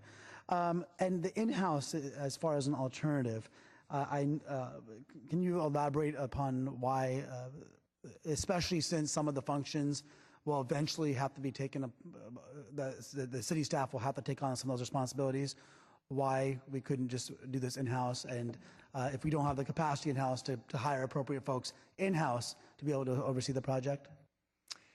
Yeah, let me kind of expand on what I was mentioning. So certainly there's the number of resources that we're going to need to bring to bear to move the program forward. But also just as important, and maybe even more important, is the type of resources. The program at the plant is very complex. We're going to need to be tapping resources that have a lot of specialized expertise. And to think that we can hire that type of expertise for the short duration that we're going to need it, I don't think that's really a viable option because a lot of this expertise, we're going to bring it on board and then we're going to let it go. And so really what we want to do in terms of project delivery on the staff side is have a program that we can sustain the staff on. And so that's kind of what we've set the staffing level for the city staff at a sustainable level, at a level we know we can sustain throughout the program's future. Well, why wouldn't an option be just? Well, I guess this would be alternative to, I guess, reduce the agreement scope to focus on just those specialized folks that you would need, and have them kind of be a consultant on those specialized areas, and have city staff monitor the rest of the management. Well, in some regards, at this point, it's hard to predict exactly what we're going to need in terms of the type of resources and the expertise. The formula that we're following is in essence the same that we followed on the airport program and also our bond programs. We kind of looked at what we'd be able to sustain and the expertise that we were going to need for long term, and then relied on the consultant community to supplement those resources. And so it's, the staff are going to play a huge role in delivering this program, no doubt about it. But we don't want to find ourselves in a situation where we're having to let staff go in 3 or 4 years. And in looking at the ranking of firms, and this is not because of the scope and the nature and the cost associated with this bid, it wasn't a low bid. It was basically an evaluation of the capacity, taking into account, I'm sure, cost amongst other factors in doing the ranking. Or was it cost? No, so this was based on qualifications. The selection process was purely based on their expertise, experience in the area, the project team they brought forward. I know, and looking at the rankings, I recognize and familiar with, based upon our experience with CH2M Hill and ACOM, not familiar with MWH Americas. And so, but because of the nature of the contract, I certainly did very preliminary kind of just research just to see if I can find out anything about them. Was there anything that came up during the evaluation by the board or by staff that caused concern with MWH Americas? No, not during our evaluation. And Ed, I don't know, the TPAC evaluation, was there anything that came up that you're aware of? I do not believe there was. Okay, so because I did, it didn't take me much just to do some Googling and some searching online to find some concerns with NWH Americas that includes in some jurisdictions, including in New Orleans, in Cape Coral, in Los Osos, down in San Luis Obispo, including overbilling, including not being cooperative in terms of revealing their books. And look, I understand that these are large companies and there are oftentimes going to be concerns, no matter if we can look into any of the top 5 and I'm sure find some concerns. I think my concern is that none of this was discovered. There was even the City of New Orleans professional service contract. They had a Solicitor General report that revealed a lot of issues with MWH, both in terms of how the contract was acquired, but also more significantly, from my estimation, in how NWH acted once they got the contract. I just given the amount of money that we're talking about, again, it's not that I trust the judgment of TPAC, of the staff, of the board. What concerns me is that none of this was discovered during the course of the evaluation, when it took me about 5 minutes or 5-10 minutes online to find all this information. So I don't know if you're aware of some of that, and or anyone was aware of some of that beforehand, but it does cause me some concern that it wasn't considered as part of the overall evaluation of the company. Thank you. So as you stated, with large companies, there's probably going to be cases of this. We did do reference checks. MWH does have significant experience with program management on a lot of wastewater programs, so we did take that into consideration. They have national as well as global experience, and we did do reference checks specifically for the firm as well as the individual who's going to lead the program. And based on that, we put forward our recommendation. But there wasn't was there a reference on projects with cities? Like, for example, I think the New Orleans project was a $48 million project, and there were grave concerns raised by the Solicitor General there. So I don't know how, were these references put forward by the contractor, or was there independent reference checks done on each of the final 5 finalists? We do ask for references for projects, and those are the ones we do check on. So I guess they are provided by the consultant. But we did talk to others who had worked with them on different programs as well. So one of the people we had on our panel had worked on other program management contracts, or procuring services. So we did have references from them as well. We did not look specifically at the New Orleans one. Sure. With regards to your question. And yeah, so no, I appreciate that. Do you feel that it might be helpful to look at some of the concerns that you may not have been aware of and at least respond to them prior to us putting forward a recommendation of going forward? Is there a time? I know there's always time constraints with these issues, but is there a timeline which would make it prohibitive for us to delay for a couple weeks, just to give you an opportunity to say, oh yeah, we saw that concern, it doesn't concern us because of A, B, and C, or maybe it does concern us because of A, B, and C, but do you think that would be something that would be helpful? I would say that the timeline we have, it is pretty tight. We want to try and make sure we put forward the best 5-year CIP budget based on the validation. So the timing would be tight. This is a master services agreement, so we can do further due diligence. I mean, no work is authorized until we have the service orders in place. So we do have that checkpoint, and of course, there's always termination clauses. At this point, I would recommend moving forward, but happy to hear from others as well. I also agree that there is merit in moving forward. I also recognize the concerns that you brought up and would suggest that perhaps we do a little bit of investigation in that and provide an information memo that details our findings.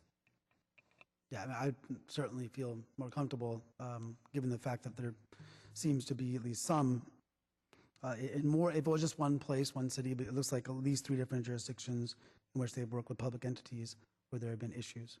I'd much rather have those concerns relieved than going forward, and so that's where I stand on it. Thank you. If I might, Mr. Mayor, members of the council, ask staff, if we laid this over for 1 week, would there be a significant impact?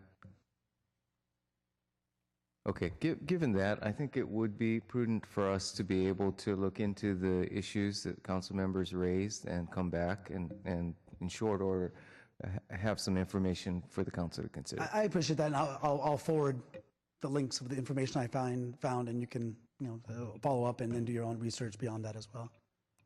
Thank you. Councilmember Liccardo. If there's likely to be deferral, I think I can probably wait. Let me ask the maker of the motion, who's the motion for it? It's apparently okay with the maker of the motion on that, so likely to be deferral. So Councilmember Chu. No, thank you, Mayor. I wanted to thank Councilmember KALRA for finding those information for us. I was wondering, in our RFQ process, do we ask them to disclose some of their past bad experiences, or just giving all good experiences? I mean, if that you don't have to answer it. I guess in the future we should consider let them to disclose, those complaints and whatever. Yeah, I'm not aware if we've actually specifically requested that they bring forward any negative or bad experiences. Can I suggest that we do that in the future? Certainly, we can look at that and other things to obviously improve the integrity of the process. I mean, it's something that Ash can find it in 5 minutes, and we're just about ready to award a $39 million project, and came call us as a surprise. Really surprised me. Councilor Rocha. Given there's going to be a deferral, I'll defer my questions till next week. Councilmember Herrera. No, I'm just wondering if we can include some kind of a background or some kind of a check that would go out and do this. They do it for people that are going to rent homes or something. Do we have some check that we can do with these contractors that just sort of covers the basics? I'm not aware of any type of system that there's out there that you can kind of plug a consultant's name into, and other than Google, and kind of get a Not response. that I don't think Google is Yeah. just like, Google's amazing. I mean, you don't always get accurate information from Google either, but I think it's a basis to start. And if maybe we can check and see if there's a firm that does that. I can't imagine that there isn't.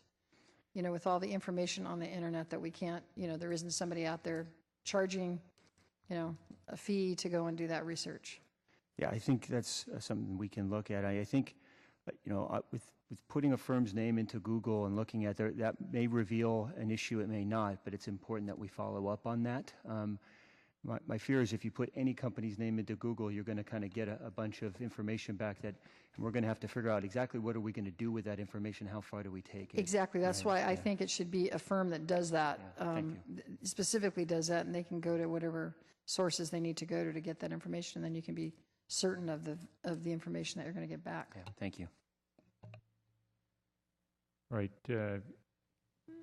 We had a motion to approve, but I think we're going to table that and defer for a week.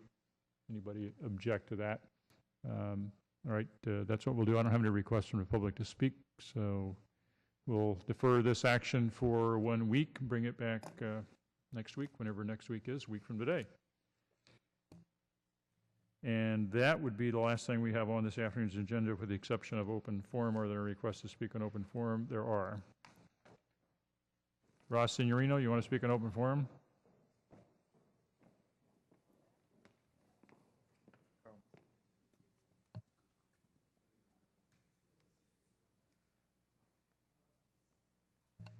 Go ahead, Ross, and then Carl Gardino and Jeff Rangel. Mr. Mayor, members of the council, what I want to do right now is talk about our police department with their budgets in jeopardy and also their manpower reduced quite a bit. I think they're doing an outstanding job. I hear it on the news quite a bit, the way a few of them now put together, specialize in a certain way to go in and take care of problem areas. That happened in wars during the Second World War, during the Napoleonic Wars, all that. They had troops that do specialized things. And that's what we're doing right now, and I'm glad we're learning that lesson. Maybe we do learn things from wars, because this is kind of a warfare. We are in danger, and our police department, as depleted as they are, they're outgunned and outnumbered, you might say, and their salary has gone down, and we need more policemen, and we're trying to build the police force up. But in the meantime, they are using the resources that they have, and they're showing the people of San Jose the commitment that they have and how well they're doing. I want to say right now, thank you very much to the San Jose Police Force. Thank you. Carl Gardino, and then Jeff Rangel.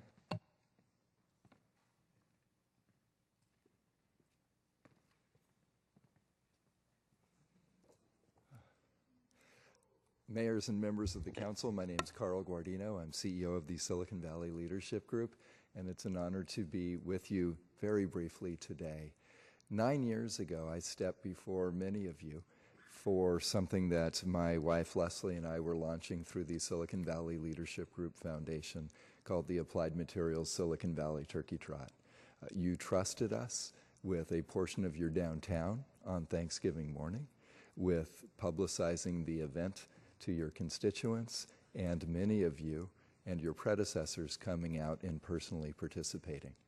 That first year, we attracted 1,900 people to downtown on Thanksgiving morning, and we were able to donate $80,000 to 3 great local nonprofits who benefit needy families in our neighborhoods and communities. Last year, 8 years later, we were the largest Thanksgiving weekend run in the United States. And since the United States is the only place that celebrates Thanksgiving, we were the biggest Thanksgiving run in the galaxy, with 24,422 paid participants, and we were able to contribute $1.2 million to 3 great local charities, bringing our 8-year total over $3 million contributed. This year, the goal is 28,000 participants, and we'd like to donate 850,000 this year, bringing our 9-year total to over 4 million. We've done it with you as partners. We truly can't do it as successfully without you as partners. We're hoping to see each of you with us on Thanksgiving morning, or you can join us in spirit and still support the event. My colleague and friend Jeff Rangel from Brocade is going to tell you once again about the Mayor's Cup Challenge, which always looks great at San Jose City Hall. My humble role is to provide you with flyers for your offices and your community events, and hoping that these wonderful purple and gold posters might find their way outside of your offices. But with great humility and thanks for your partnership from day one in this community event, I wanted to thank you and encourage your participation. Thank you, Mayor. Thank you. And we'll hear what Jeff has to say next. He'll try not to talk you out of it. No, in fact, I hope to inspire you to perhaps once again have this trophy for display. Good evening. I've learned a lot here this afternoon, so thank you for that. But specifically, to talk more about the Mayor's Cup, Jeff Rangel with Brocade. Happy to see you, Mr. Mayor, Vice Mayor, and council members, and to have seen many of you for so many years out at the Turkey Trot.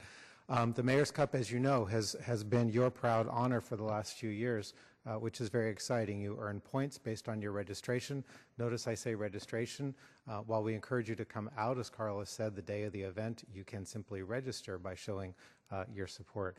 But you earn points based on your registration of the City Council, City Manager, Mayor, Vice Mayor, and City Manager and Planning Commission. Based on those points possible, you have the privilege of perhaps earning this again. But I'm here to tell you as well that we've started a new category this year for Most Improved.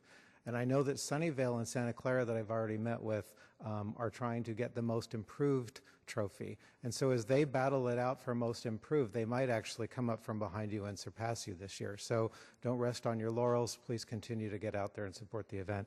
Last year, of the 24,000 that Carl's mentioned, nearly half of those were from the city of San Jose. So you'll be out amongst your colleagues, constituents, and residents. If you register, you also are entitled to visit the VIP tent after the event, where you can meet with other officials, other city leaders, other business leaders, and again, support the great causes. So I'll be out there that morning. I'll be issuing some trophies at the end of the race. Perhaps it will be you if you continue to register and show your support, or maybe one of your neighboring large cities, anywhere from Daly City, Fremont, Santa Clara County, San Mateo County, Santa Cruz County, or Sunnyvale. So again, we encourage you to participate. It's my pleasure to be here once again. Thanks. Thanks, Jeff. Thanks, Carl. And I will be registering again. I love something you get points for registering. You don't actually have to sweat unless you want to, and you still get points. It's a good program. Walking is permissible. Yes, it is. I have walked the route. And safer, I might add. Walking is safer, but we're going to have another category one of these years for most bones broken by any municipality. All right, that concludes the open forum. We're going to recess until 7 p.m.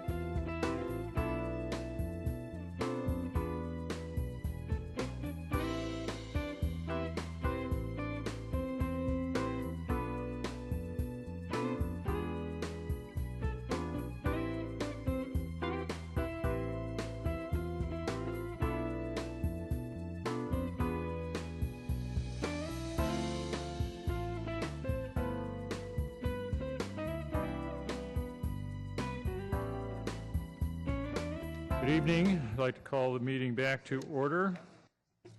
It's a continuation of the meeting we started many, many hours ago. And we have a few items on the agenda. We have some ceremonial items, and then we have one land use item, just so you'll know that items 11.1, 11.2, 11.3, and 11.5 were deferred, will not be heard tonight.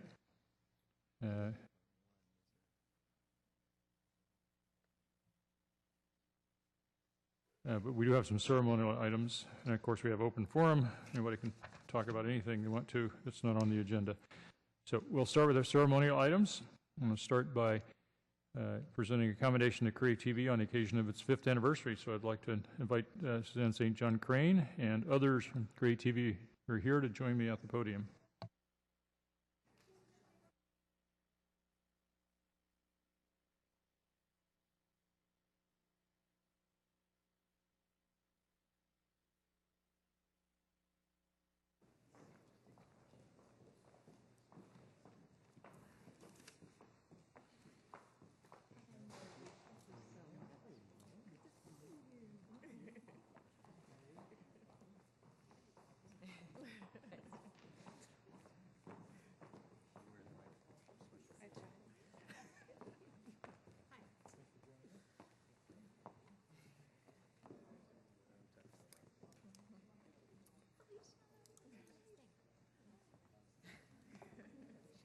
I'm not sure who all is here, but we obviously have a crowd. And I'm going to let Suzanne speak a little bit, and she can introduce some of these folks.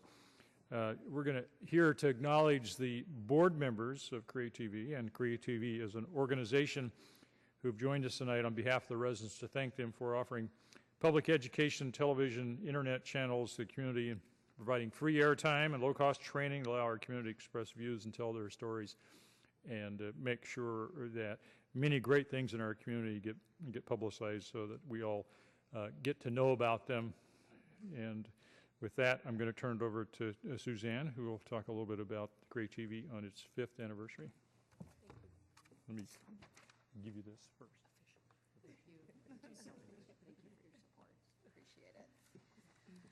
Well, thank you, Mayor Reed, and thanks to the council people. You know, successful access centers across the country are here because cities fought for them. And we want to recognize that we wouldn't be standing here today if it weren't for a strong commitment from our city council, from our mayor, from the city manager's office, Ross Braver, who's on our board, then Tom Mannheim, and folks that really stood up and said, San Jose deserves not just one channel, but 4 cable channels where there's representation from our K-12 folks and from the colleges that serve San Jose, as well as the 10 different languages that we hear on Channel 15. In the last 5 years, we've had 17,000 videos turned in locally from San Jose residents and organizations. And so we are proud here to be keeping the voice alive, the local voice alive on our cable and online airwaves. I also want to recognize the folks that are here tonight. I'm just going to ask board members if you could please raise your hand, because we got a great half and half here. Led by our wonderful chair, former City Councilwoman Charlotte Powers, who is here tonight, and several of our staff folks that are here, including, I want to call out Caitlin Beck, who's helping to cover this meeting tonight and can't be standing out here because she's making sure we all look good, and Felicia, who was able to sneak out. And so many, many thanks to the amazing and talented staff of Create TV for what you've done and brought to this organization, and to the 700 members and 140 series producers, et cetera. We really look forward to doing so much more in the coming years with the city support and this awesome staff and board that we've got going. So thank you to all the council members and to you all for watching. Thank you.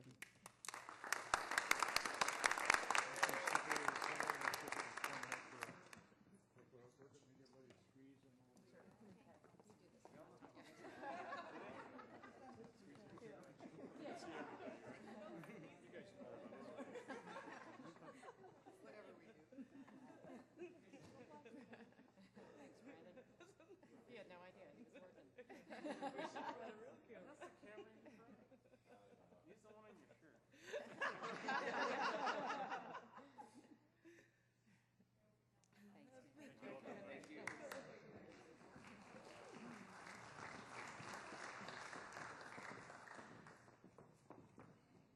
I'd like to invite Councilmember Oliverio to join me at the podium as we present the Hall of Fame Award recognizing San Jose Municipal Rose Garden. And I think we'll have some of our fantastic Rose Garden volunteers as well as staff people come on down.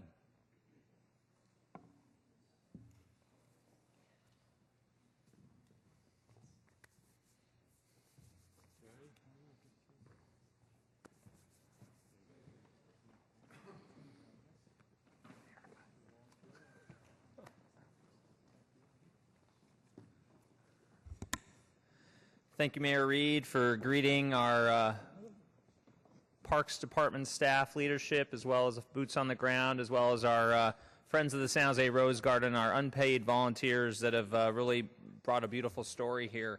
So we're not here to present a commendation tonight. We're actually here to accept an international award. So back in May, some members of our city and members of the Friends of the San Jose Rose Garden went to New York City, where they went to the Great Rosarians of the World. So that's the international organization that recognizes beautiful rose gardens around the world, whether it's in England, New Zealand, New York State, etc. And so this year, they recognized the San Jose Municipal Rose Garden as an international rose garden, and with that, a beautiful plaque that will be hanging in City Hall of an international award, which is a great honor. And we've had an incredible partnership between our volunteers and city staff, volunteers augmenting to make this park really exceptional and worthy of an international award. And we're so happy, and it provides quite the beautiful oasis or respite within our city and our urban area.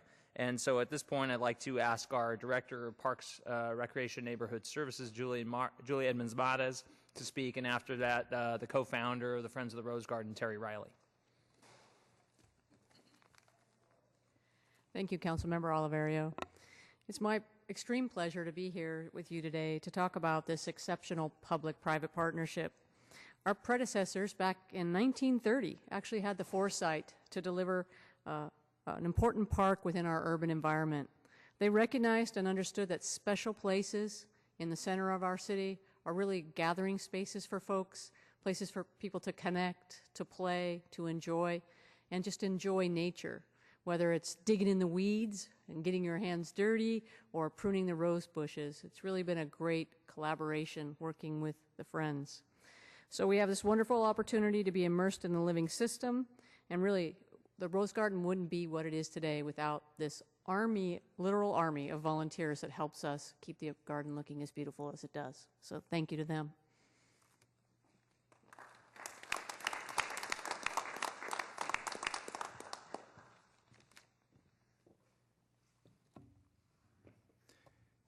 It was 86 years ago, citizens like us stood before the City of San Jose's council to encourage them to set aside 11 acres of a former prune orchard to become a world-class rose garden.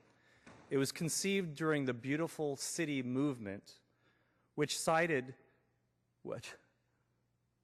I spelled that wrong. Who typed this? I had my staff here. Yeah. So, which established public parks to invigorate the body and spirit by bringing nature to the urban setting. The garden has a long history of community partnership. It began with the Rose community that championed and successfully lobbied for the project. John McLaren, the famed architect of Golden Gate Park, volunteered and created the design and provided project management. Countless roses were donated to get the garden started, and as you can see, the community involvement continues today. Through a successful public-private partnership, the garden has achieved what few rose gardens achieve, and that is introduction to the Rose Garden Hall of Fame. This would not have happened without the support of City Park staff and the countless volunteers that have put in thousands and thousands of hours. I'd like to specifically single out Councilmember Oliverio, Mike Will, and Jeff Gomez. Where's Jeff? Jeff Gomez, right there.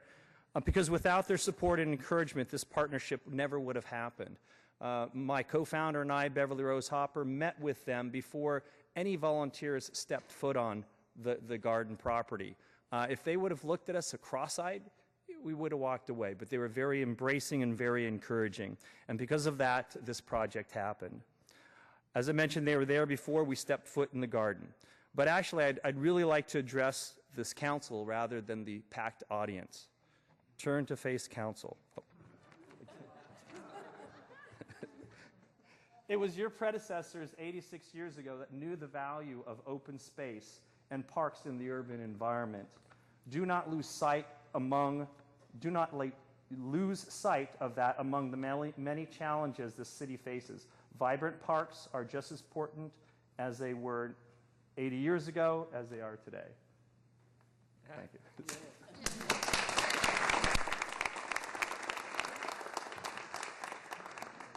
And maybe, Mayor, you can hold this award as we take a picture to commemorate this international award.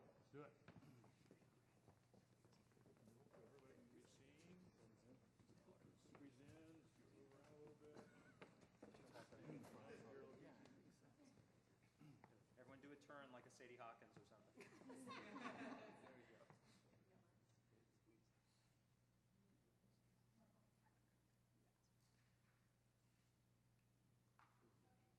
Thank you all.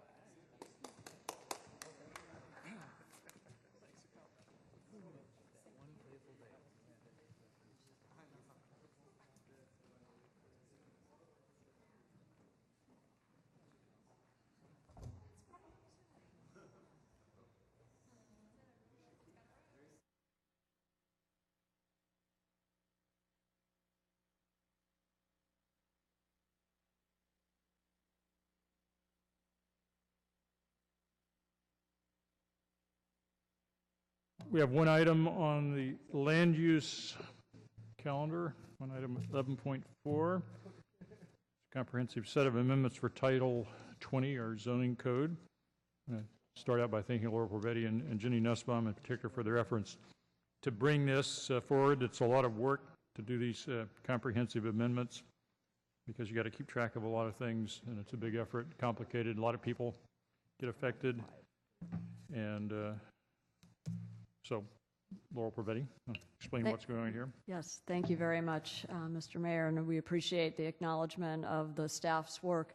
We did do considerable outreach for this particular ordinance, and this is really the first of several ordinances that will be coming before the City Council to essentially loosen up our regulations for neighborhood agriculture. This one is focused primarily on our industrial districts. Later this fall, you will see similar code provisions for our commercial districts, as well as strengthening the ones in our residential districts. In addition to allowing the ability for neighborhood agriculture of 1 acre or less within our industrial areas, this ordinance also allows for stadiums, including stadiums with more than 2,000 seats with a conditional use permit approved by the City Council after a recommendation from the Planning Commission. So we're trying to set up our ordinances to anticipate new users within our city. We're also continuing to retool the zoning code to anticipate new activities, new forms of business that we haven't seen before. So we've got some of those changes, as well as a height increase for communication towers and other tall features within our environment, such as golf driving range towers, et cetera.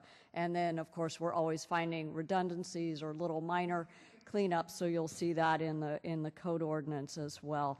Again, we're really excited to be able to continue to advance progressive agriculture within San Jose, and this is a continuing step in the steps that this council has already taken. Thank you. I have one request from the public to speak. I'll take that now. Zach Lewis.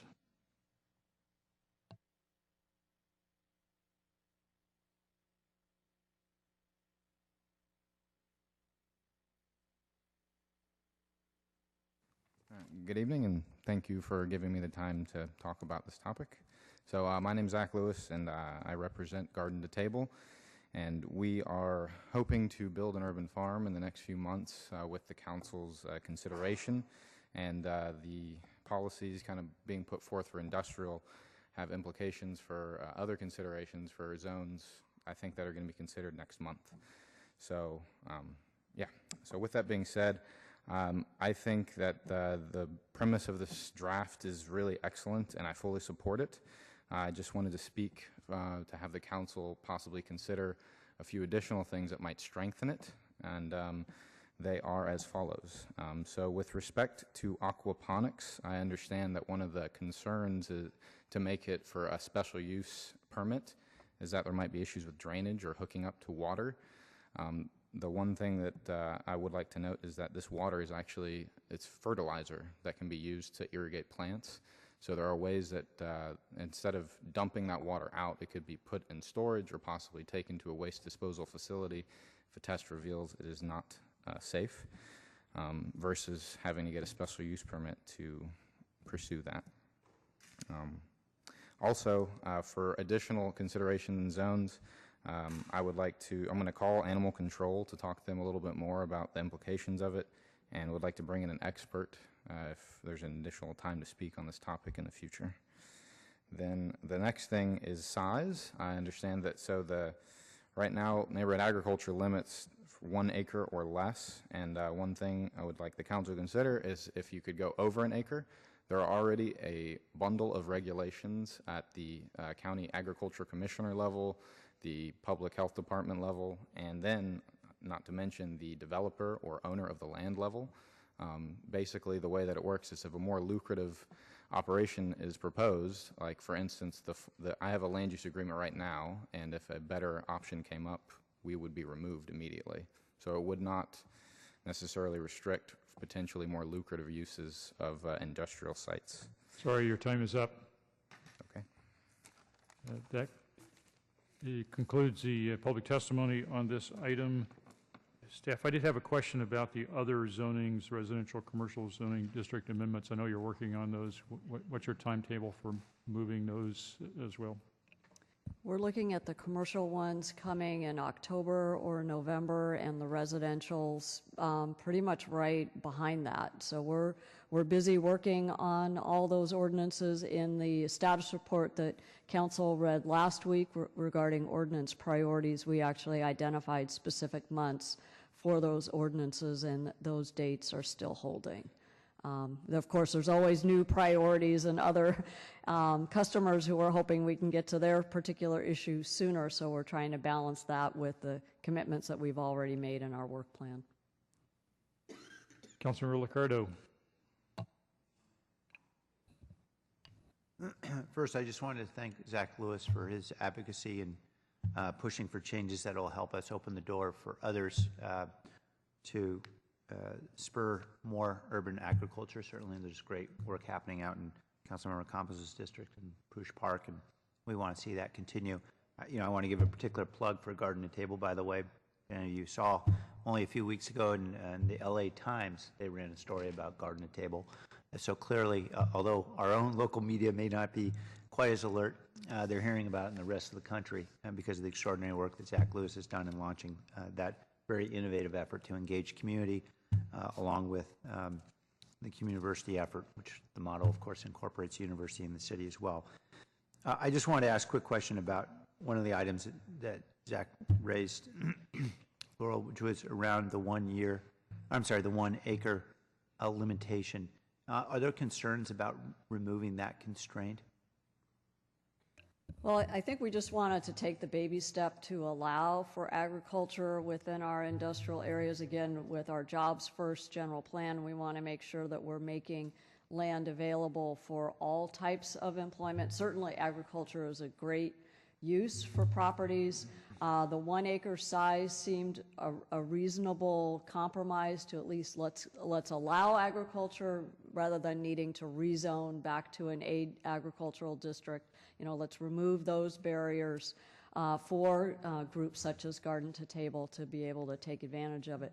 Once we start getting to sites larger than 1 acre, that land could be used for less intensive employment or less intensive industrial uses. And so we're really trying to protect our industrial land for industrial purposes. So the 1 acre seemed to be the right size. I think as we get going and we get a little bit more experience, if the council wishes to revisit that, that's certainly, within your purview. It's really more of a policy place, but we feel comfortable with the 1 acre for now. Or if you could just paint the picture for me about what the concern is about precluding those other industrial uses. I would assume that any landowner who had an opportunity to, say, host a manufacturing site, for example, with a larger than 1 acre site, would do so as soon as the opportunity arose. Is there a concern that, there'll be, in the same way that perhaps urban parks have a tendency to obtain squatters' rights on land, is the concern that you'll never get anybody off once it becomes a farm, or is there something else? Well, there's certainly that possibility because to the extent that our community gets very active in gardening and farming, which would be a good thing, we also know that when it is time for land use to change, that's not always a very pleasant dynamic that happens. So there is that reality. It's also really trying to be clear that the purpose of our industrial districts is for economic development. If a property owner wants to rezone property back to an A agricultural zone and they say, our intention really is to do farming, that's another option. We'd have to look at general plan consistency, et cetera. But really we're trying to figure out how do we fit agriculture within an industrial framework while balancing the need for economic opportunities. So that's the balance point. Thanks, Laurel. I'll make a motion to approve. Second. All right, we have a motion to approve the staff recommendations. Councilmember Campos. Thank you, Mayor. Just staying on that, so that would make this type of farming a conditional use. Is that what they'd have to apply for? No, actually, neighborhood agriculture would be permitted as right. Okay. Okay. I guess my concern, and I'll be supporting the motion, but I guess my concern is that, and I think Osh might have been on the commission, the planning commission with me when out in Edenvale, we started getting requests for big churches and other types of uses to go into these industrial parks that, you can't predict the way the economy is going to go, and you want to make sure you have enough of these tilt-up buildings so that you can support, driving industry. And I share the concern of, well, what happens when you need that space for those other types of uses? So that's the only thing. And I would just, I guess you take it on a case-by-case basis, that when you have areas like Edenvale that, it's pure industrial, that you really want to protect that. And then I guess my other question was on the stadium. So could you give me an example of, the first thing that comes to me is Shark's Ice.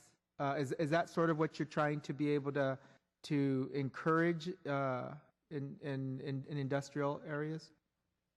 Well, we're actually looking at stadiums in the combined industrial commercial zoning district. So we're really focusing in that particular area, and we just want to differentiate the regulations for stadiums less than 2,000 square feet and less than 2,000 seats and more than 2,000 seats. So they would both require a use permit, but the larger one would need city council approval with a planning commission recommendation. So, but you're talking about stadiums that, I mean, you don't see stadiums popping up all the time. No. High schools will build them, community colleges will build them, cities will allow, hopefully, Major League Baseball teams to build them.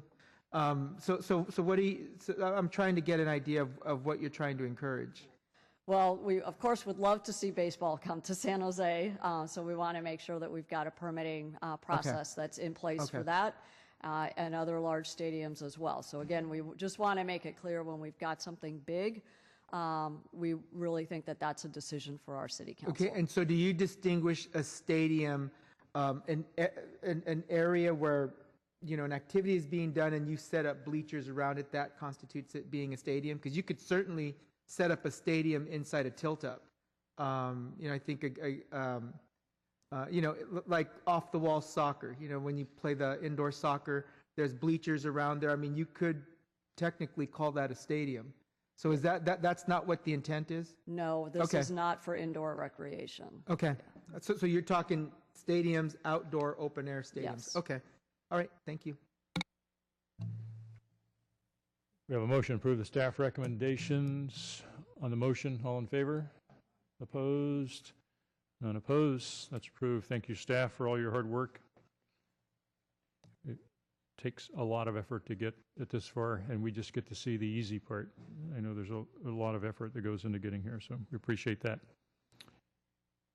That was the last item of business, so although some people want to speak on open forum, we're going to take that now. Helen Garza.